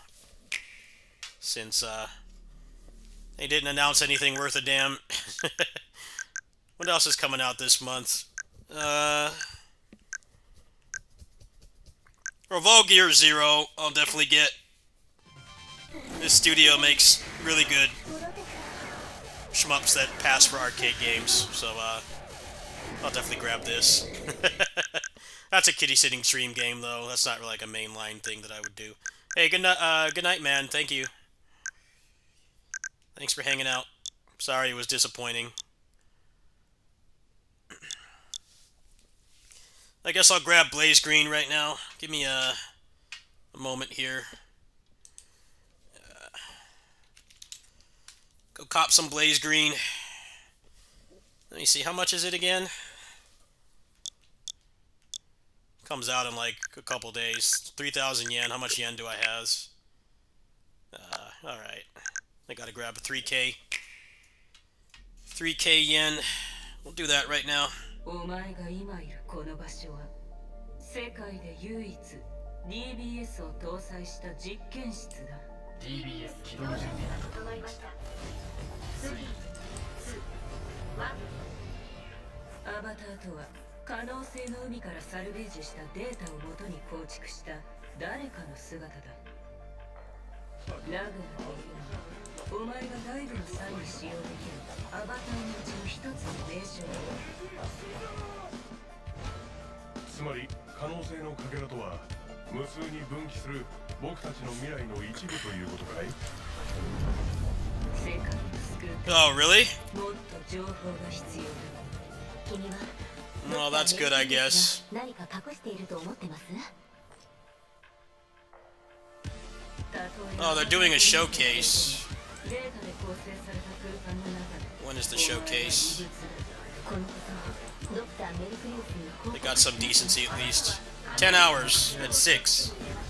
Alright, well, we'll stream that later. Not right now. 私たちが解析しているあの記憶の正体一体何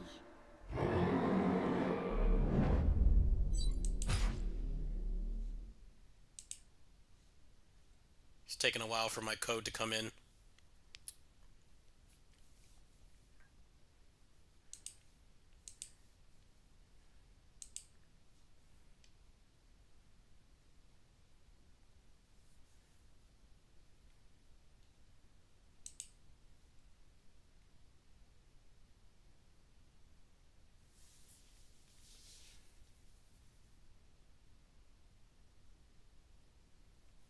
Oh, we got some new stuff to watch here.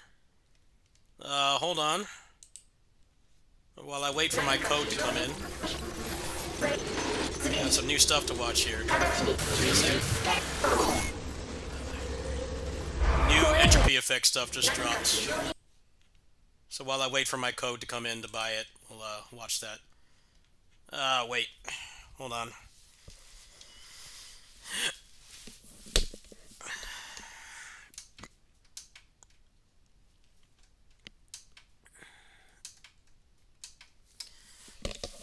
Looks like a new mode or something. Yeah, put this back on.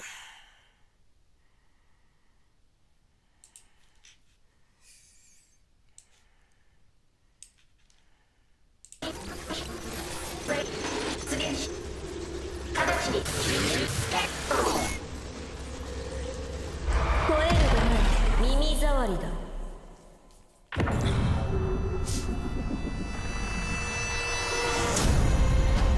申し訳ありません現在の環境が可能性の海においてどの位置にあるのかは未だ特定できていません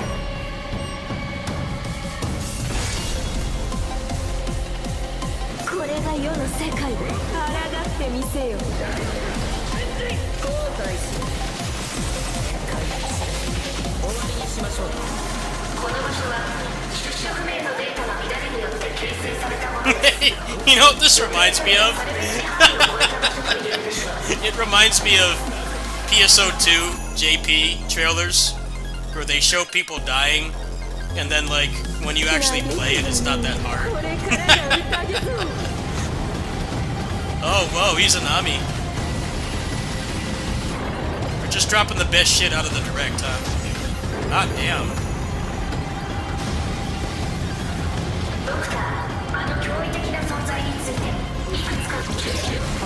You get some kind of reward for this. 運命を受け入れよどのような死が望んだ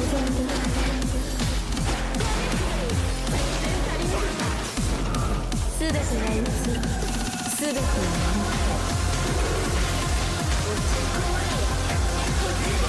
Yeah, this is very PSO2 promotional video coded. People just kind of stand there and die.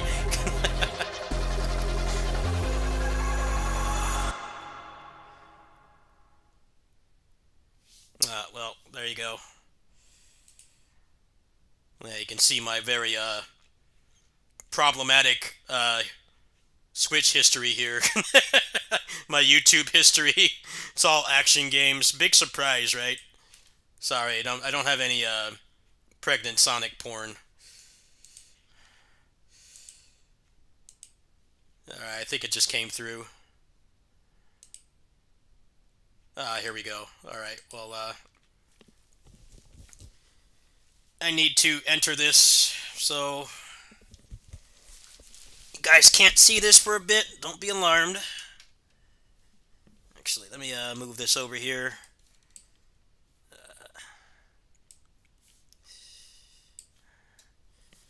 Put in the key, and we're going to pre-order it right now.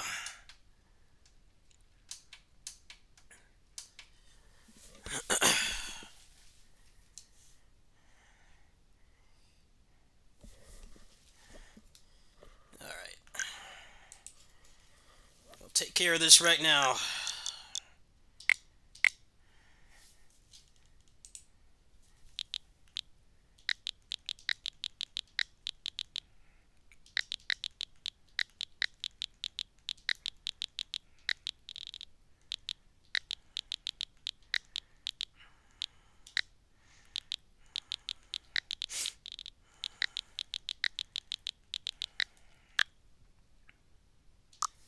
Alright, now you guys can see.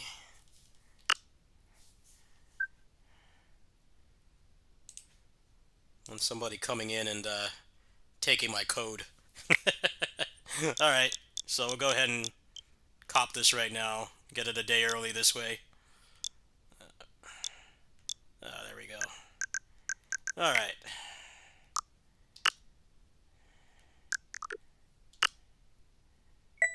There we go. Copped.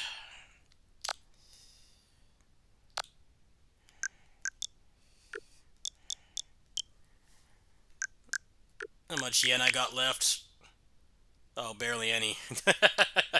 Alright, well, we'll just go back to this guy then. There it is. Look. Look, the guy on the icon is actually going to be playable. How cool is that? He's finally going to be playable after like 2 years of being clickbait. Let me go ahead and check the rest of the game news here. That's pretty cool that they're adding like an extra mode. I just wonder like what the reward is. Is there like a reward for doing it? Or is it just going to make the run like twice as long?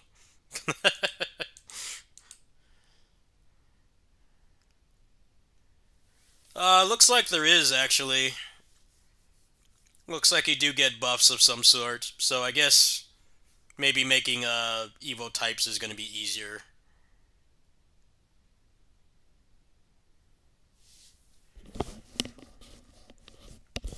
Okay, so it's basically a final level. Huh. Well, no wonder they made the base entropy easier, because they're just going to add that, which is cool. Now people can't complain the game is too easy.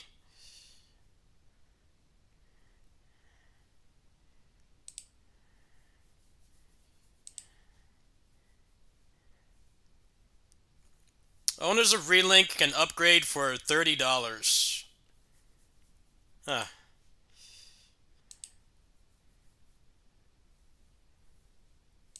That's not too bad, I guess. But, like, what exactly is new? New co-op quest tiers and additional bosses. A new solo mode. Well, did you fix the drop rates? Sure as hell hope so.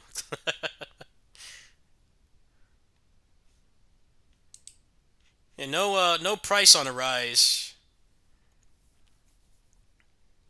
They're probably gonna want $70 for that shit.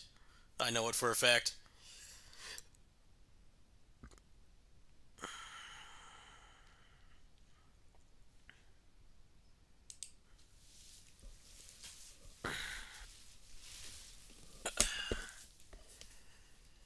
Well, I applied for a key and they didn't respond, so I don't know if they're one of those companies, those publishers that has a unrealistic expectations for a $20 game. And that might be what it is, actually. Like, we need this $20 game to have like 180,000 subs, otherwise we won't they won't give it to you. So I just went ahead and bought it. I was gonna buy it anyway.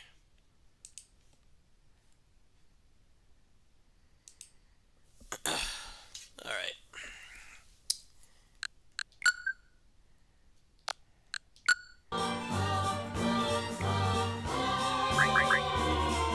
Let me put this in roguelike.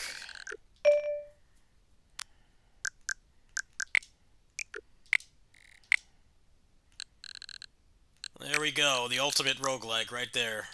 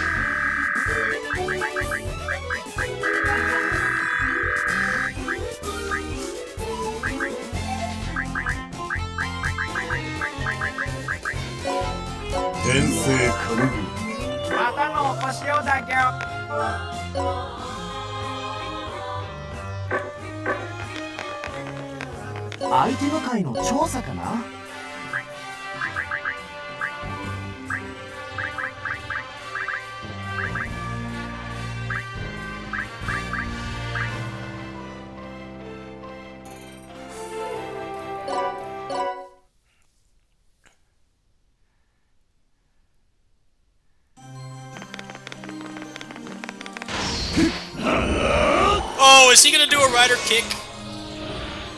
Oh, rider punch. That's not as good. I thought he was gonna do a rider kick. I'm disappointed. He had perfect form there to do it. Nah. cock tease.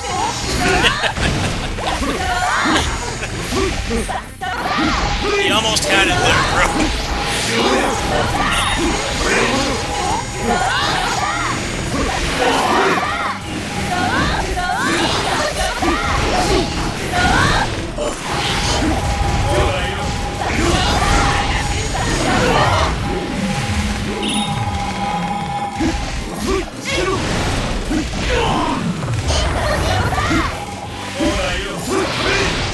Actually, I should back out. I didn't get triple experience.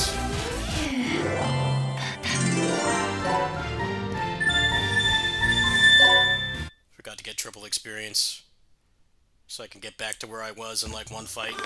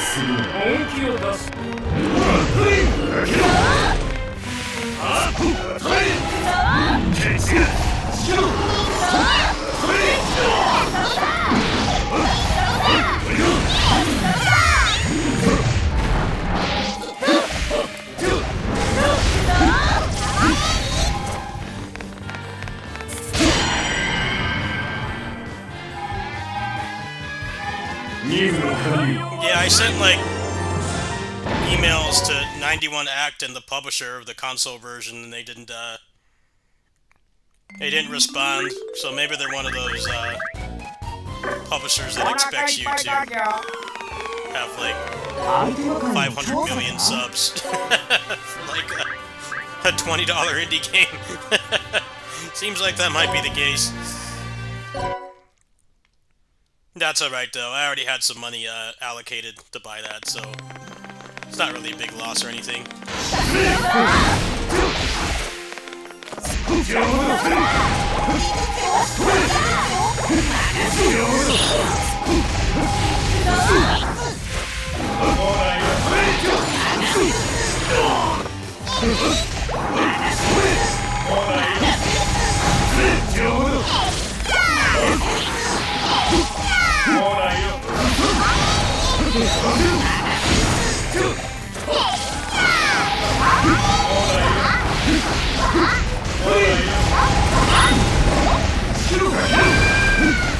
Sadly, no Kamen Rider games this time.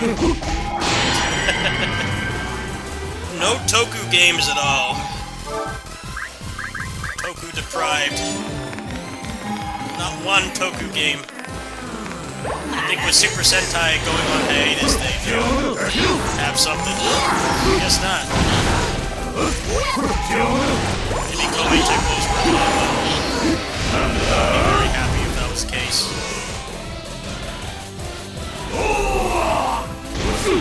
The Super Sentai Muso. Have a team of Geki Red, Geki Chopper, and Deca Break. I would be all over that shit. Not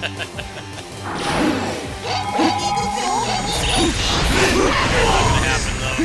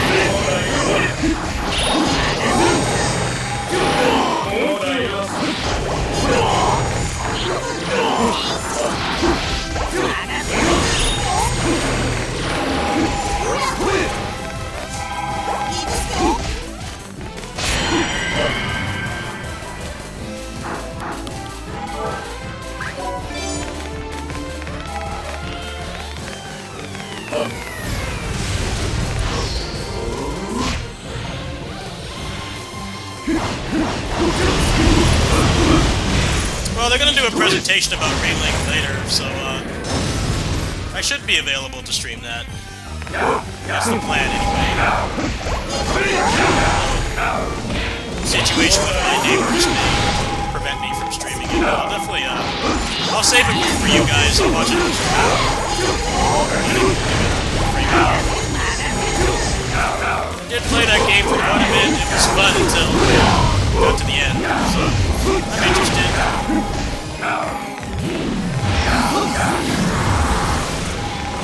I know much else coming out in July at this point, so take some cheap content, only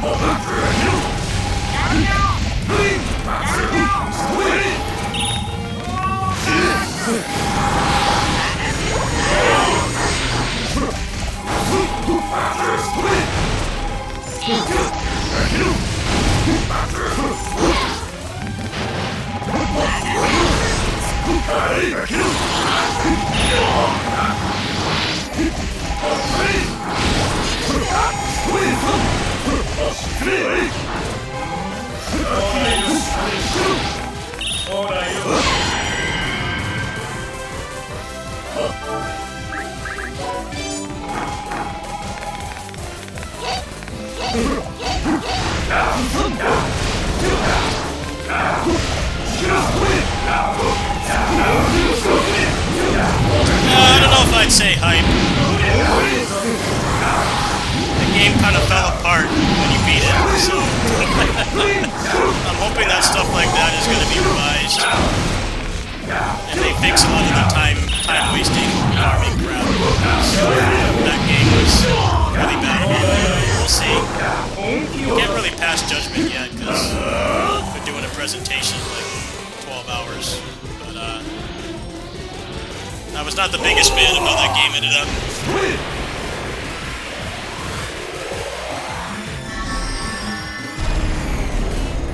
It actually felt a lot like Origins. Had the same problem as Origins. Really fun first playthrough. And then, like, some of the end game is fun. And then it just, like, stops being fun. So, I'm going to hope that they'll fix it. Seems like a relatively easy thing to fix. Rebalance some of the characters. Some are clearly better than others. I guess we'll find out. I was already kind of tapped out by the time they did, like, Belial and everything. I didn't really log back on for that, so... Give me a reason to log back in, I will.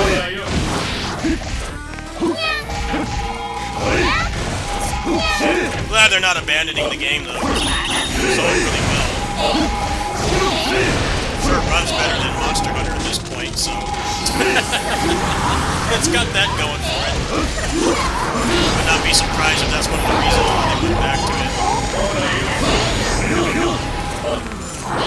Monster Hunter is in a very dire state right now. Relink, despite its faults, is a much better put together game at this point. So maybe they think that there's a market for going back to it instead of abandoning it like we initially thought.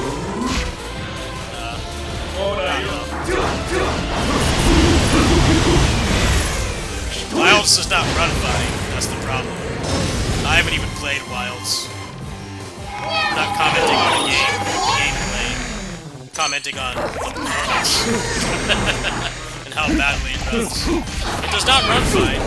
I've heard the game is fun if you give it a chance, but... you gotta stop putting out $70 games that run like garbage. So, last update fixed a lot. Yeah, I've heard conflicting reports. But again, I haven't played it myself, so... I can really only go off what other people say. I'm interested in playing the game, but... heard so many conflicting reports and never actually brought to other battles, so I'm kind of Relink gameplay was more my style anyway, to be honest.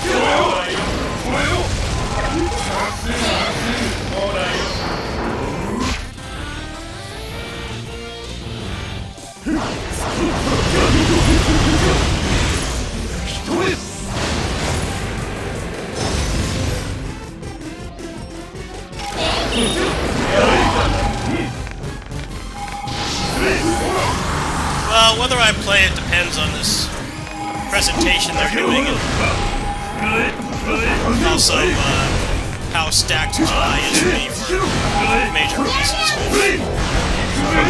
As of now, it's nothing. There isn't any major release in summer that I'm aware of.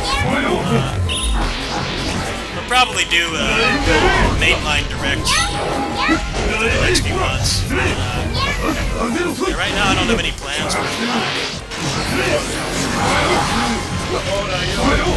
But if the grind hasn't been fixed, I'm probably just going to skip through this. Also, my save file in that game is not at all prepared for exploring any of that content to begin with. So, that's going to be a factor as well. I could see myself logging back on it maybe this month if the showcase looks promising and it's fixed my problem. I'm not gonna make any promises.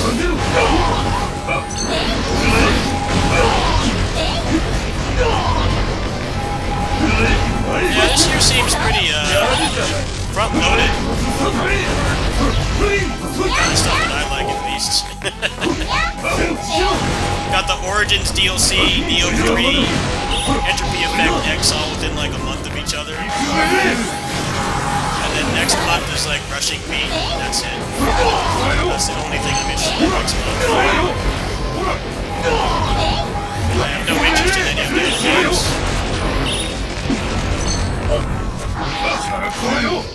Very front-loaded year for me, usually. The stuff I like is very niche, so we're spread out. This year, we're just gonna put out all the good shit in the first month.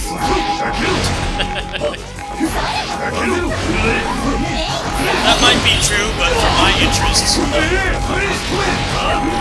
definitely not.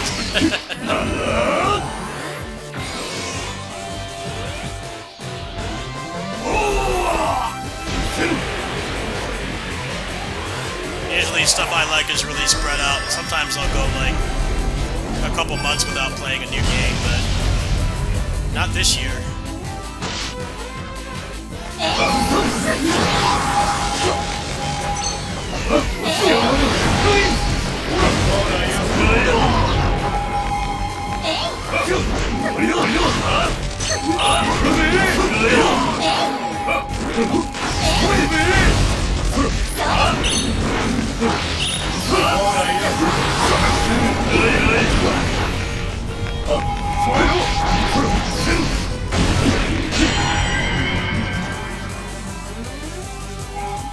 やるじゃね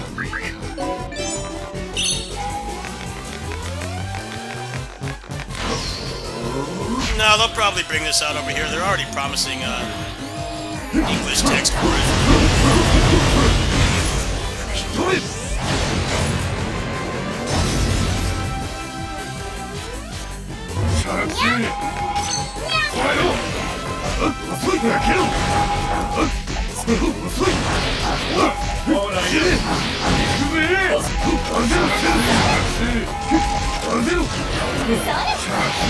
Really?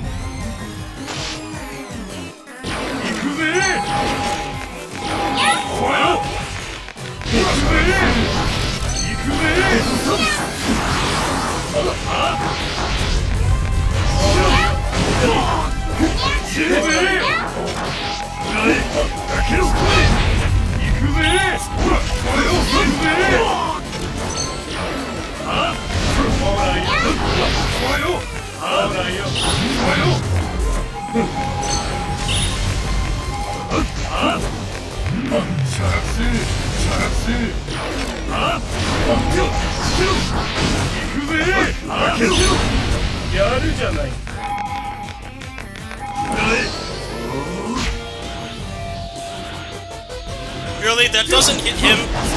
He's right there. What is the hitbox on that? What the hell?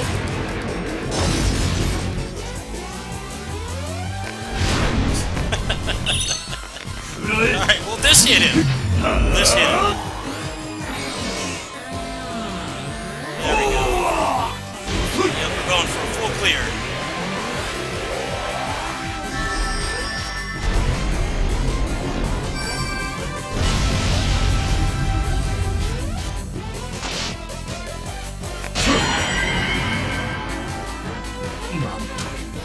There we go. Like 5,000 levels. Nice.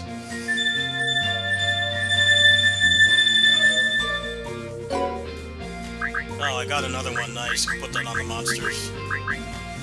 Looks like a pretty good twin handguns here, too.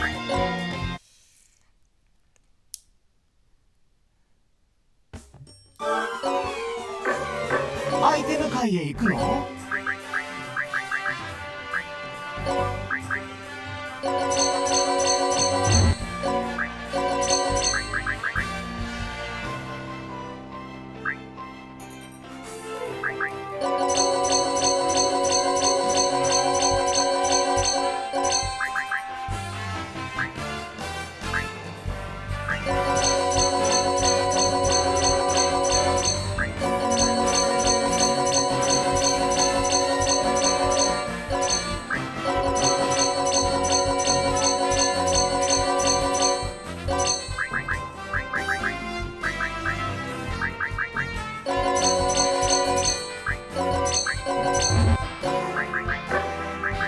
また来てね。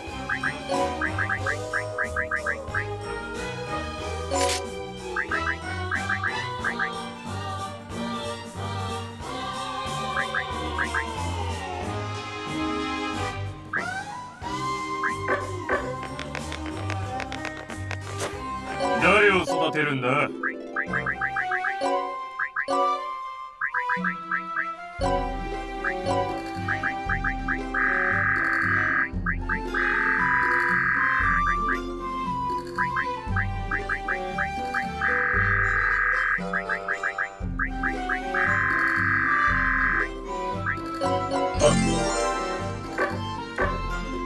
待っているぞ。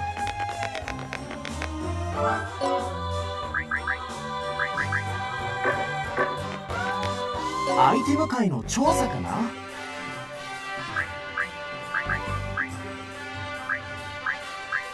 Wait, is this one better?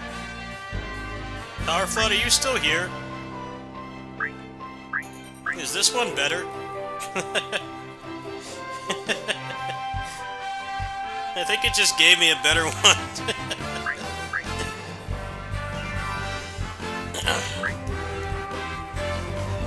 You can use your back seating. Looks like it.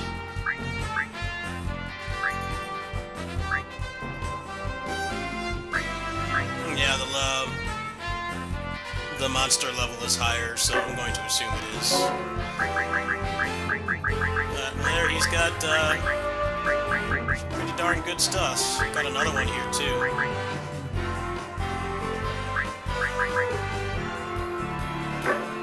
Right, well, let me reincarnate. We'll do that.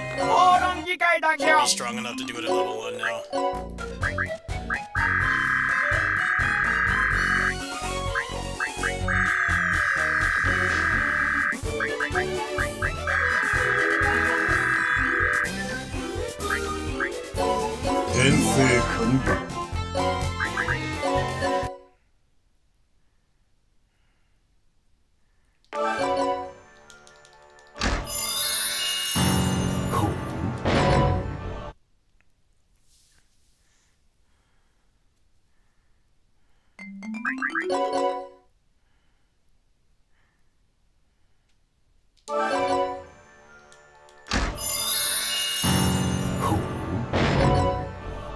Alright, one more and the fists are coming out.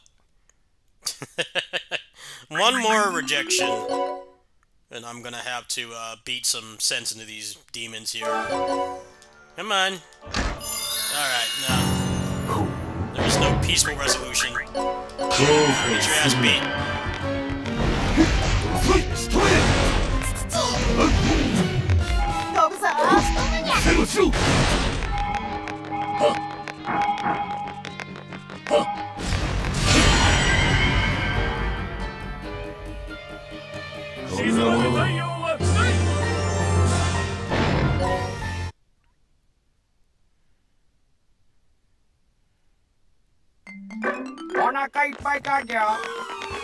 アイテム界へ行くの？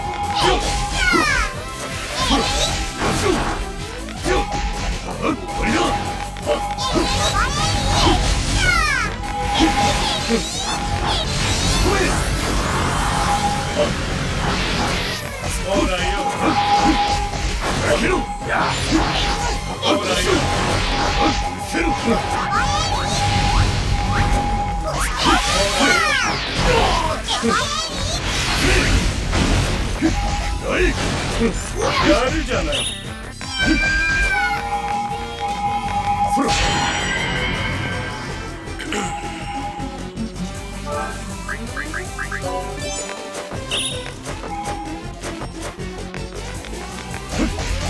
邪魔だ。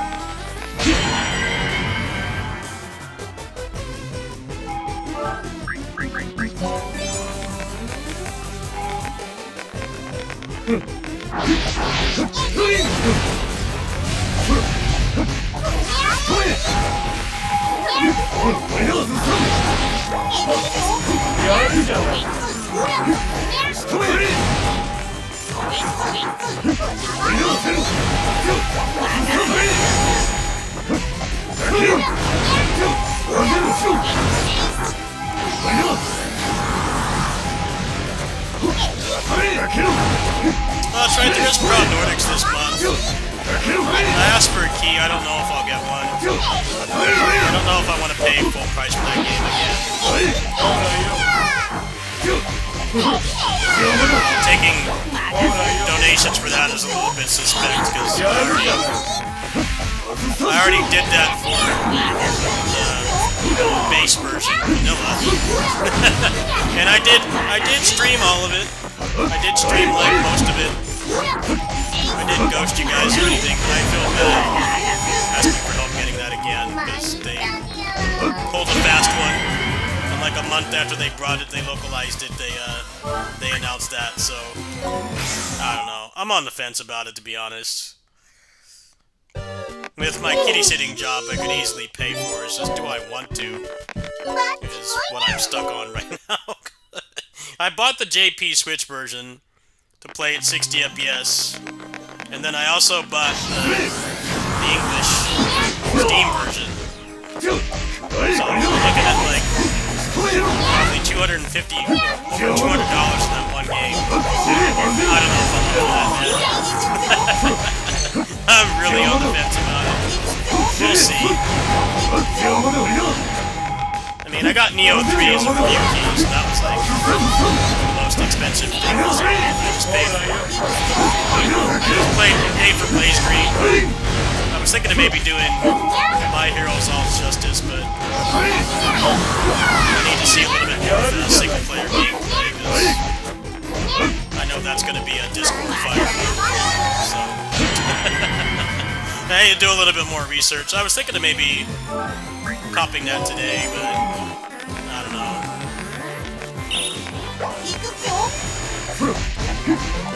Gameplay in those is basically like a modern Power Stone, so that's right up my alley. It's just fighting games in general, whether they're traditional or more anime like that one. Arena focused, violent, insanely quick. I don't know. Buying that, I need to see if the single player content is substantial before I make a decision. So probably after I cut the stream, I'll think about it. But it's only like $45 online. So it's not like it's this huge investment.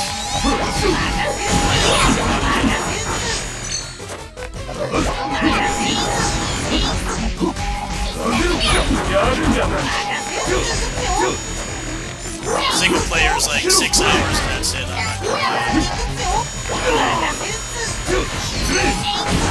I think I'm just at the point in my gaming career where I don't really want to buy Discord fighters anymore.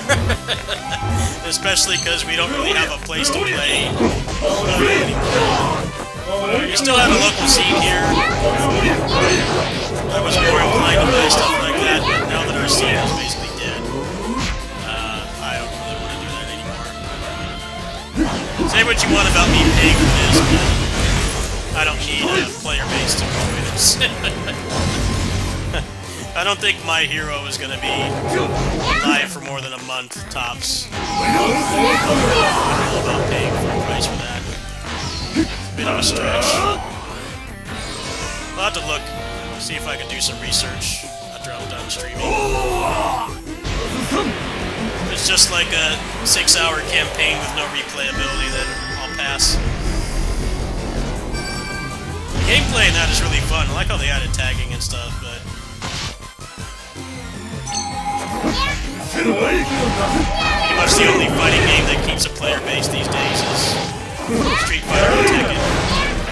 Everything else is fighting for scraps. They all have, like, not great single-player content besides Street Fighter, so that's not helping things either.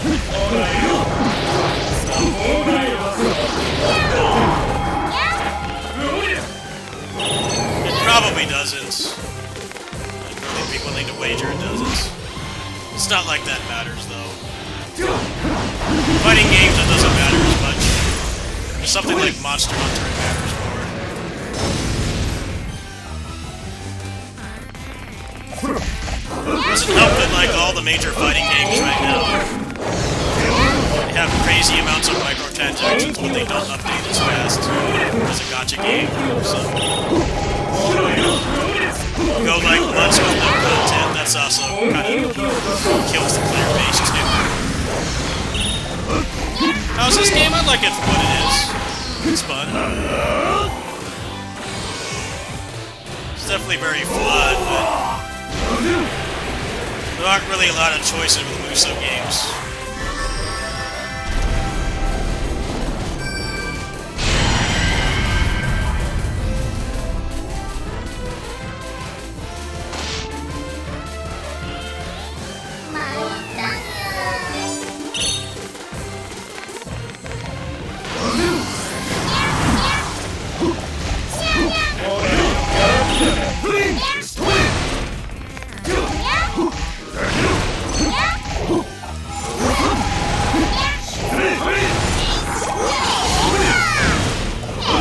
Done buying fighting games unless they have a steady amount of single-player content.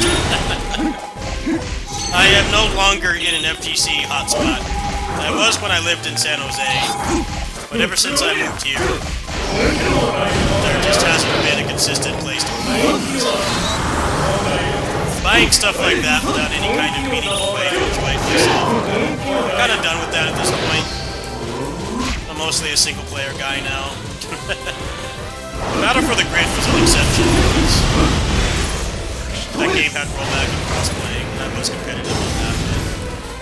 But anything else, yeah, there's nothing I can enjoy by myself in the game. I'm probably not gonna buy it. It's just a waste of money.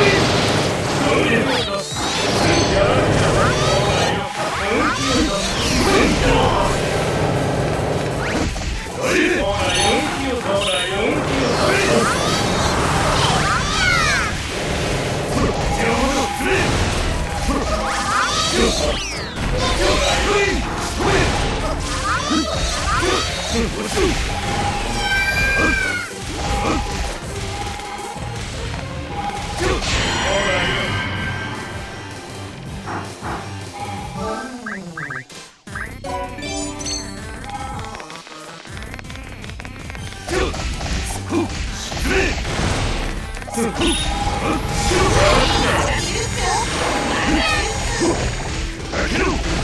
we haven't had a consistent place to play fighting games here for several years now. So, I know I used to play fighting games a lot on here. That kind of stopped for a number of reasons. First was lack of a place to play locally, which made me not want to buy the games at all. I just don't like a lot of the modern fighting games. I just don't like them. Last one that did was Grid. And no, it wasn't just because it was the that carried it for sure. But I actually really liked that game's gameplay. It was right up my alley with the tagging and stuff. The fact that it was Sentai and Power Rangers. I haven't really gotten into a fighting game since then. And like I said, it doesn't help that the single-player offerings in most fighting games is non-existent right now. So even if the games are fun to play, like I don't have a place to play them. So I'm thinking about All's Justice. I might grab that today. That's money I earned from Kitty City and stuff. I gotta see how deep the single-player content is. Even if there was a local scene for fighting games here still, I had to like pull arms to play something like that anyway. That doesn't really have any bearing on it. I tried to get them to play Grid here and they couldn't get past the graphics. So I played that game exclusively online. I went to one tournament. There's no interest in that game yet.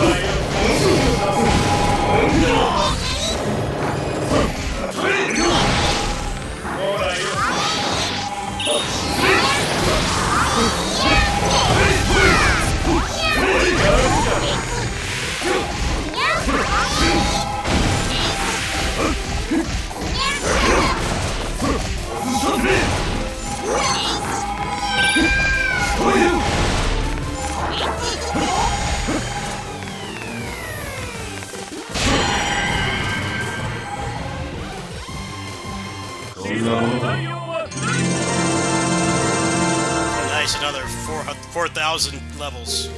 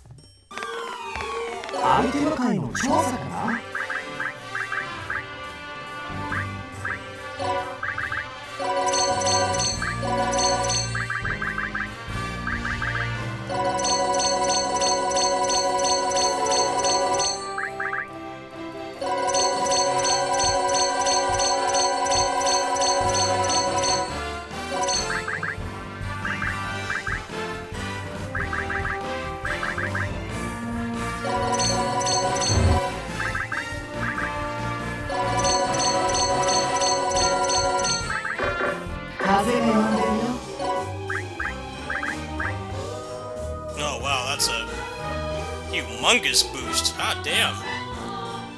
94 crit as well.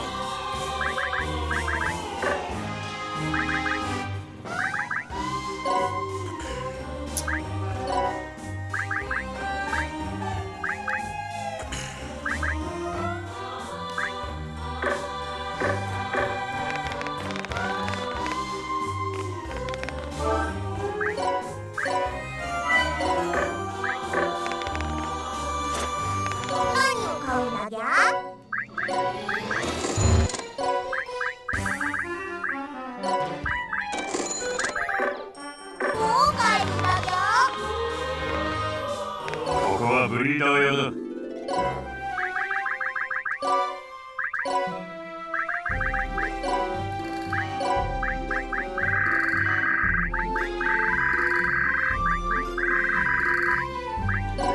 ほらよ。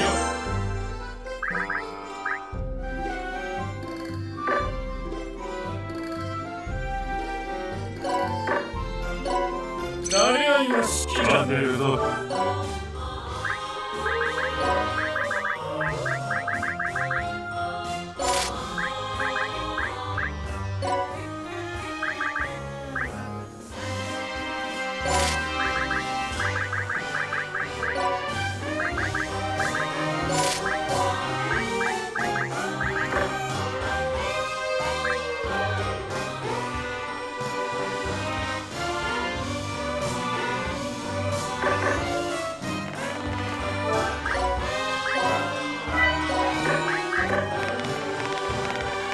アイテム界の調査かな。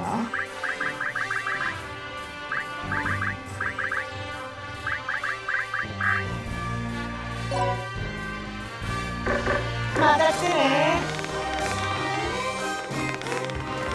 アイテム界へ行くの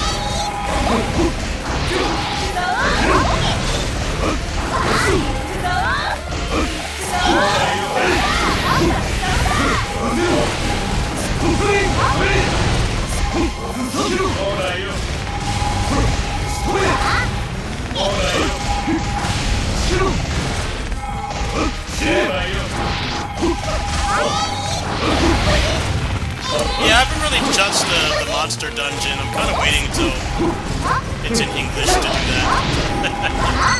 I didn't really buy this to get a return of investment. I just kind of wanted to play it. I think it's cool to see another company making Uso games for a change, because all the competitors tapped out a couple years back. Last major non-Koei Tecmo Musos were basically just Oni-chan Bara Origin and Fading Stellar Link, and those are both like multiple years old at this point. So, this game may not be the best. It's definitely got predatory pricing, but I mean, to be fair, every Disgaea game is. So, I can't really hold that against it.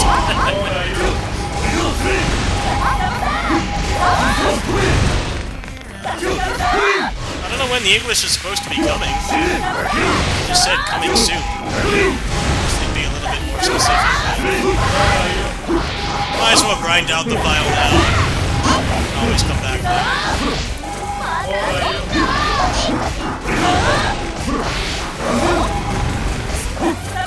This feels like the story mode.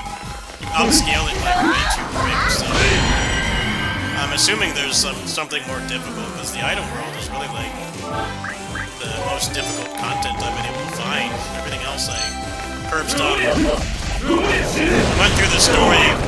I think I maybe have died like once because I didn't have the item world. That's like the only reason. I haven't finished all the scenarios in the DLC. Do that next week. I'll probably log on a bit before or after the Grand Blue Direct. Planning on doing this and some Neo 3 grinding. It's possible that there might be another endgame after you finish all the scenarios. It's just boring because it also runs really bad in the open areas. They definitely need to do a performance pass on this game. The way it looks, it should not be running this way. It should be running a lot better. That's just how games are these days. Nobody remembers how to optimize a game anymore. Every game is like this, essentially.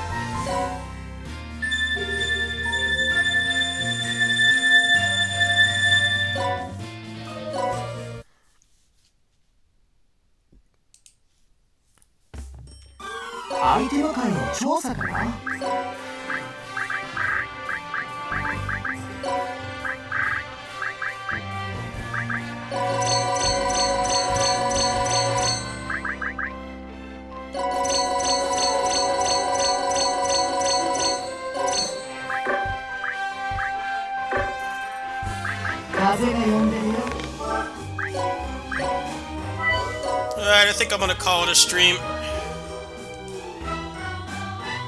I have to help my neighbor, which is the whole reason I'm playing this right now. I have to help my neighbor in like 2 hours, so I think I'm gonna try to take a nap and come back after.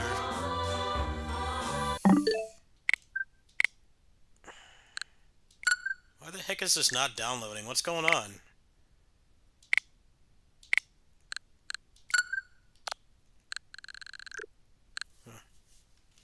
Alright, well, I'm pretty tired. I barely got any sleep. I'm gonna go ahead and crash. Let's see here. I don't know how long, helping my neighbor is gonna take. It's probably estimate a couple hours. Depending on a number of factors, like Walmart RNG, for one. Walmart RNG is, pretty bad. Sometimes she has me go there and help her, and it takes, like, an hour to get out of line. So, I don't know when I'll be back. But I'll stream the Relink Direct thing later. Other than that, they had nothing I cared about at the, Direct. I mean, Bomberman, maybe. But I don't know. I don't know how much I'd really play that.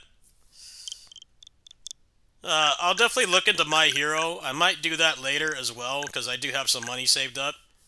I had some money saved up for a Shadow Drop, and then they Shadow Drop nothing good, except for this. So, I'll look into it. If you guys want to help me, go ahead and post in the game suggestions part on Discord. If you guys find anything about the single-player content and My Hero All's Justice, because that's going to be the deciding factor. If it's just like a quick six hour romp and then back to PvP, then yeah, I'll pass. At least until it's like $20. I do not have a place to play fighting games like at all anymore. And even if I did, none of the guys here would want to play that. So I'll think about it. I might do that later today, but I'm not making any promises. I'm going to go do some research right now, actually. I'll see you guys later. I'll definitely be back later today at some capacity.